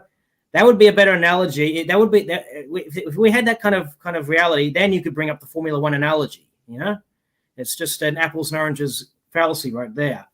Now, I do want to just return briefly to the debate I had with Mike Mullane. Looking back at the debate, while I think my performance was quite well, there is only one regret that I do have about the debate. At one point, Mullane, he brought up the fact that the Apollo missions took place between Johnson's administration and then Nixon's administration. His question was, why didn't the Republicans out the Democrats for, you know, oh, you faked Apollo 8. Well, why we'll use it as a propaganda tool at the next election or this or that and stuff. Well, why didn't they do that? Well, I cited the deathbed confession, but looking back, what I probably should have done was cite some real world examples of conspiracies taking place between administrations, even different party administrations. A lot of people seem to forget nowadays is that the Republican Party of the 1960s was not what the Republican Party of today. Today, we just have a bunch of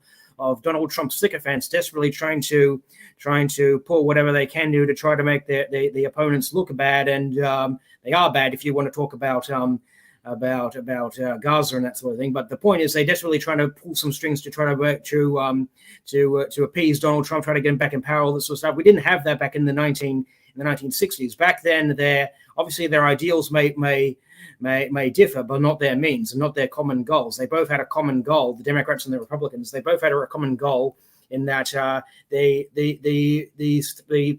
space race was as much a threat to Nixon, and that's as much a challenge it was to Nixon as it was to Johnson. Likewise, it was also a priority to Kennedy as it was to Eisenhower. You know, and if you want to talk about examples of government conspiracies that spanned throughout administrations, look no further than MK Ultra. That started under Eisenhower, it continued under Kennedy, it continued under Johnson, and continued under Nixon. Right? Here's an easy thing. Did Kennedy my predecessor was pulling all these mind control experiments on people in pubs and brothels and nightclubs and the like. They're putting all these weird experiences, addicted to LSD, all this kinds of crap. Did Kennedy oust Eisenhower? No, it continued under Kennedy. Did Nixon? Here's the easiest foot in the door, because like at this point, right, two of his predecessors are dead. The other one is just around the corner. He has an easy out. He could say it was the other three, not me. I had no idea what was going on. It was the other three who was pulling off this MK Ultra thing, right? What does he do? He continues it under the program. He continues under his administration. So this idea that Nixon would have ousted Johnson for the fake Apollo 8 mission, it just doesn't seem to add up, given the very different political landscape it was in the 1960s. Yeah, it goes deeper than the presidency. Yeah. Yeah, but this is another thing. Well, if all of this technology is supposed to be better today, then I don't understand why it's taking so long. Because it wasn't. Here he goes again, Musketeer. Here he goes again. And I'm telling you, Musketeer, you want to do a debate with me one-on-one, we'll go back and forth on this, okay? My line is open. I've proven in my first two books, these schematics are no longer in existence. You can go to Grumman Corporation and ask them yourself, okay? I did. I went to NASA. I asked them. I got a reply. Have you done that? I don't think you have. So unless you got something to back that up, come up with something different. The schematics are not there. When I'm talking about schematics, I'm talking about all of the details when it comes to the Apollo. I'm not talking about some sketch. Okay, I'm talking about all of the documents when it comes to the lunar module. We're not there. 3 businessmen from Japan back in 1977, they wanted to honor the bicentennial by asking, and they went to Grumman, they met with Grumman officials, and they asked them for the schematics because they wanted to build their own replica of the lunar module in honor of the bicentennial. The official response from Grumman officials is, we don't have those anymore. They went in their back office and they found a box full of what looked like some data. And the bottom line is, these 3 Japanese businessmen walked away empty-handed, while Grumman officials were embarrassed by having to disclose the fact that they do not have detailed schematics of the Apollo missions anymore. All right. Yes, I am addressing the point, Musketeer. You can come on and debate me anytime you want. I've heard this from you before. Don't shy away. Okay. Keep the emotion out of it. The fact is, Grumman does not have schematics of the Apollo lunar module. They're responsible for building it. They do not have it. Prove me wrong. Yeah. And they're not even there for the rover either. Yes, correct. I see there's another question by Mr. Orange Peel. Question number 2. He says, I know it's old, but what was the conclusion on the Gemini 10 photo of Mike Collins? Was it in the book publisher? Was it the book publisher or NASA who flipped the spacewalk photo? Did NASA take anything out of print? He's referring to the photograph that appeared in Carrying the Fire. There's a particular, Renee brought this up in the book. There's this particular photograph here, the spacewalk of Michael Collins spacewalking. But later in the book, we can also see this picture here of him practicing aboard the Vomit Comet. We can see it's the same picture. They just simply flipped it and blacked out the background. And now here's the explanation that people had for this is that it was just a artistic recreation type picture. They go on to say that there were no photos of Collins walking in space officially. They even cite a passage in Collins's book on page, which page was it? It was page, got the book right here. I think it was page, here we go, to page 254. They say that Collins himself says there was no pictures of his spacewalk. However, the full quote is, it needs some clarification. He says, one of my great disappointments of the flight was the fact there was no photos of my spacewalk over to the Agena. The Agena is the rocket that they dock with, right? And on this particular spacewalk, he is said to have floated out of the cabin and floated up towards the they had 2 Agenas. They had the Agena they had docked with and the Agena from Gemini 8, right? He is said to have floated up towards the Gemini 8 Agena, if I recall correctly. And obviously, the Agena is not in the photograph. Okay, and so I wouldn't call that a photo of him spacewalking to the Agena if the Agena isn't even in the picture. But he also goes on to quote this passage by who's this guy? J.C. Fairmont of the Tropical Engineers of the Senate. He's describing a trip to Oregon and California in which he discusses how they had some incident in which their horses and mules carrying all these artifacts got lost in the ravine and whatnot. He goes on to say, whoever sent me this account, thank you. What is one camera lost in the bottomless chasm compared to 14 horses and mules, one loaded with 2,000 miles worth of meticulous collecting? Earlier in the same book, you see, Collins mentions that he lost his camera, the Hasselblad camera that he was carrying with him, supposed to carry with him on his spacewalk, right? Obviously, he's talking about the photographs that he took while spacewalking. You know, he claims in the book that he took photographs of him, selfies, pictures of the Gemini, pictures of the Agena, this and that, and pictures along the way, and that's all lost now. Now, here's an interesting thing. I recently picked up picked up what's his name, John Young's book. John Young was the commander on Gemini 10. Okay, he would have been the only one who could have possibly taken pictures of Michael Collins, because he was the one sitting sitting beside him in the cockpit. You know, he was the one at the controls whilst the spacewalk was happening. Interestingly, in his own autobiography, his autobiography is called Forever Young. He states that, I also lost my camera. This came out after Rene had published his NASA Moved America book. This was published in 2012, right? John Young, he says, I also lost my camera, so we had no pictures. Well, hang on a second. There was no record of Young losing his camera. And in fact, the camera that they had on Gemini, the one that they flew this on all their subsequent missions. They flew this on Gemini 9, they flew it on Gemini 10, they flew it on Gemini 11 and Gemini 12. That camera is now sitting in the Smithsonian. Right, so why after all these years he's now claiming, I lost my camera? It doesn't make any sense. There's something odd about that story that's going on there. Oh, and another thing, Marcus, you were right about that lead. Remember we were talking about that about a month ago?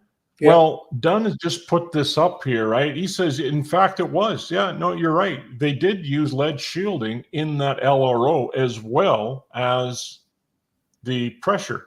Yeah. They did, because they had to. They knew perfectly well that radiation damages photographic film, because they were using photographic film, certainly on the early missions. This photographic film. Not many people under the age of about 40 have used it, but this is what was used on Apollo. So you have to understand the effect reduced pressure radiation has on photographic film. And as you can tell, I'm old enough to have been around when I was taught that exact fact. But here's another question, Marcus. You see, one person here in the comments is bringing up a point, and they're saying that, and I think it's this Musketeer guy, but I kind of get it, is he's saying that back in the days when they were using that film in the LRO, it had a ultraviolet coating on there to protect it from the radiation. Now that's but I just looked that up. It did. So the other thing that we have here is that, was that available for the Apollo film? Because if so, it's not going to be so badly damaged by the radiation. But it will be damaged by the vacuum. It will fog. Yeah. We've proved that. Yeah. As a matter of fact, Bill Demos has proved that. The university experiment, they've proved that it does. Yeah. So it wouldn't matter if it was UV protected or not. It's going to fog. Yeah, exactly. And it's interesting. Since you did the original experiment with your vacuum chamber, and we wrote it up and produced the films, and they've been around for a while, to my knowledge, nobody has refuted what we said about vacuum damaging photographic film. Nobody. So whether they can't refute it because it's factually correct, I don't know. But it does imply that there was a major problem with Apollo and photographic film. And the cine film. Don't forget the cine film as well. It's the same material. It's just lots of it. And the camera operates quite rapidly, but film is affected by a vacuum. And if anybody can disprove that and show that we are incorrect when we say photographic film can be damaged by a vacuum, please let us know. We won't be embarrassed to be proven wrong. I don't think we will be. I can say straight up that on the occasions when mistakes are made, I have always endeavored to ensure that the mistakes are made, and I openly acknowledge when I make mistakes. I put out videos, specifying my screw up and explaining where I went wrong and basically offering corrections. Yeah, I've seen some. NASA won't do that. Robert, UV coatings were first introduced by Kodak in 1981. Well, then where did they get that UV coating on that LRO film then? And that is another one of ChatGPT. Well, then they weren't using Kodak, were they? Let's use the correct terminology. You keep saying LRO. LRO is the current one by NASA. Back in the day, it was just Lunar Orbiter. I know there's similarly. Okay. I was getting confused. That's no joke. They'll jump on you for that. They'll jump on you for that. Yeah. Trust me. Oh, I heard right. that a million times in the Here past. it is. But look at this right now. Zanuck too. He says, "Oh no, it won't. There's radiation that will affect." He says, "No, vacuum will not cause films to fog." Well, that's not true because we sent some film to the University of Patras in Greece. Bill Demos has done the experiment for us in a chamber that can take it down to torr 10 to the -6. If I were you, I would have a look on the Owlus website, and it will show you what happened to that film. Yeah. It's very easy to say that, but there's no reference, there's no proof, there's no demonstrations, no support for that statement. It's very easy. Yeah, but to we say have the things. university. We have the universities backing on this. Yeah. They're the ones that did the experiment, not us. Yeah, they That's were. not the only backing. Marcus, correct me if I'm wrong, but didn't MC Toon in your debate with him, didn't he acknowledged that there was some damage done by the vacuum in space, but they cleaned it up for the public? Didn't he say something along those lines? That he did acknowledge it. Am I? He I certainly believe was. so. Yeah. In fact, I was so bemused by the fact that he actually agreed with something I might have said. Yeah. I didn't follow up the question by saying, well, how was that done? Because there's always a follow-up question that you should always ask when somebody refutes something like this. Yeah, I think because I remember him he saying also that. had that debate with he had that debate with Raza as well, if I recall correctly. I think if I recall correctly, MC Toonsy brought up the Chandrayaan 2 photograph as evidence for the moon missions, but he was using the later release that appeared in that European magazine. I can't remember I can't pronounce it for the life of me right now, but it's mentioned in my own column, and that when Raza tried to bring up the original release of the thing, he tried to talk around it. Hey, I cited this particular photograph, not that one. Well, hang on, these are the exact same picture, just different releases and stuff. And I show in my article that even the raw picture of the Chandrayaan 2 picture still shows a 3-legged craft, and the one that's been floating around on the internet and posted in this European magazine has been altered 6 ways to Sunday to get it to blur the terrain around it, try to do all sorts of things that brighten it up, do all this and that to try to better resemble the Apollo thing. Yeah. And you can read all about that in column 4 on OLS. But if X-rays don't fog film, then what's the point of them wearing any of this in the nuclear power plants? Good There'd be point. no point in it. That's what happens if you get a radiation leak. The film fogs. That's how you know you have a leak. So why do photographers carry photographic film in lead-lined pouches when going through airport security? X-rays damage film. Produce the evidence. Produce the evidence. Industry So it doesn't happen. We're using Faraday cages when they're doing editing around the film to protect it. I just noticed another question. This is from some dude. That's his actual name, some dude. And this is probably off topic, and I hope this doesn't get us blacklisted or anything like that. But he basically says, question for Jarrah. Great to see you alive. Did you have any problems with the blood clots since you took the jab? Do you still believe government lie about the moon landings but tell the truth on... Do you still believe governments lie about the moon landings but tell the truth about the pandemics? Here's the thing. I didn't get any blood clots from the Pfizer jab that I took during the pandemic. Okay, and here's the thing, right? For the longest time, I actually held out for the Pfizer because the other vaccine that was available to the Australian public was AstraZeneca, and that one was linked to blood clots. There was a lot of fears, reluctance from people, even non-anti-vaxxers, fears from people who didn't want to take the AstraZeneca because they were feared they were going to get blood clots. And I was in that category. I held out for the obviously the chances of getting a blood clot was kind of low, but you never want to be a statistic. So I held out until the Pfizer was available, and so I took that. And here's the thing, right? Yes, the government has lied about the moon landings and stuff, but the pandemic, there's nothing national or partisan about a global pandemic. Okay, there's been many governments who had downplayed the seriousness of the pandemic, and look what happened to them. They had massive outbreaks, mass burials, and everything. Okay, even my country, right? We were quick to act. We were quick to lock down. Okay, in 2020. Okay, and we were able to, by the end of 2020, there was only about 1,000 people dead from the virus. Okay, in the United States, they were Donald Trump. He actually made not wearing a mask the talking point, and look what happened. By the end of 2020, there was 300,000 people dead. Okay, and so I don't want to turn this into a. I know we really got to be careful. We have to be careful when it comes to this kind of thing. I know. Let me give you a better analogy. Actually, here's an analogy. Okay, of there are two films about a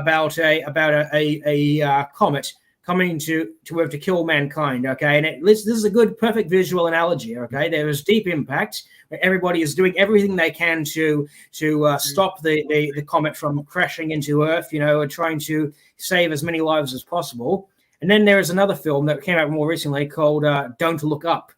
Right, I haven't seen it myself, but I've read the synopsis of it, in which they basically people denied that the comet was coming to kill everybody, and as a result, there was mass extinction event as a result of it. So on one hand, we got people trying to stop a comet. On the other hand, we got people trying nothing. There's no comet coming. Don't look up. So that's a perfect analogy for what happened in 2020. Didn't they write children's the Andromeda? Like yeah, that? well, this is a good one here. It could be the Andromeda strain. Yeah, I was thinking the Andromeda strain as well. Nice one. But this is a good one here. Thank you, Captain Scrappy. Tell Marcus it's the Andromeda strain. And then we have Musketeer here. He says, "Rubbish, Randy. Grumman have blueprints in their files, and they donated copies to several institutions, much of which is online. I can't recall which NASA center it is, but one has a massive paper mountain." What do you say to that one? Yeah. Well, I'll tell you what, have him. I say BS. I have it documented in my book.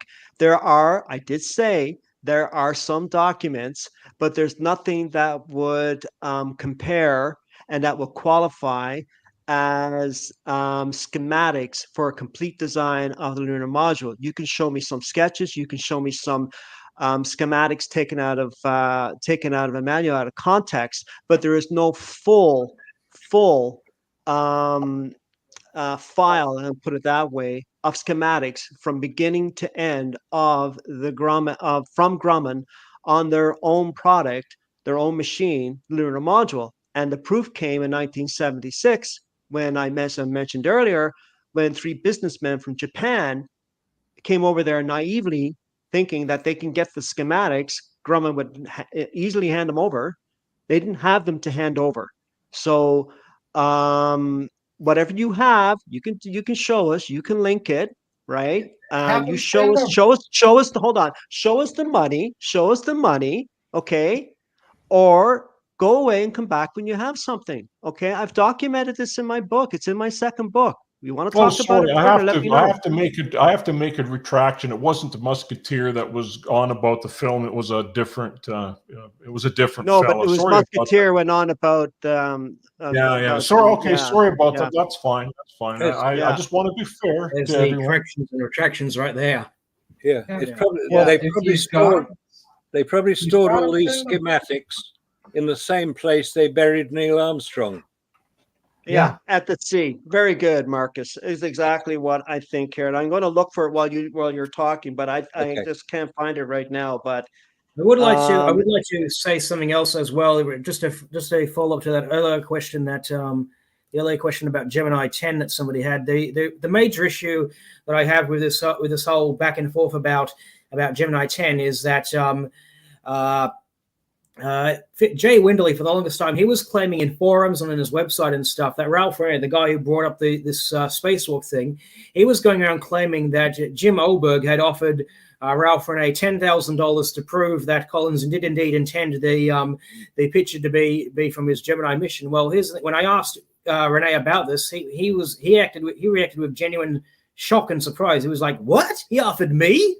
he said he didn't receive any offer for money to prove his point. So so Jay Windley is just lying here. Okay, there was no.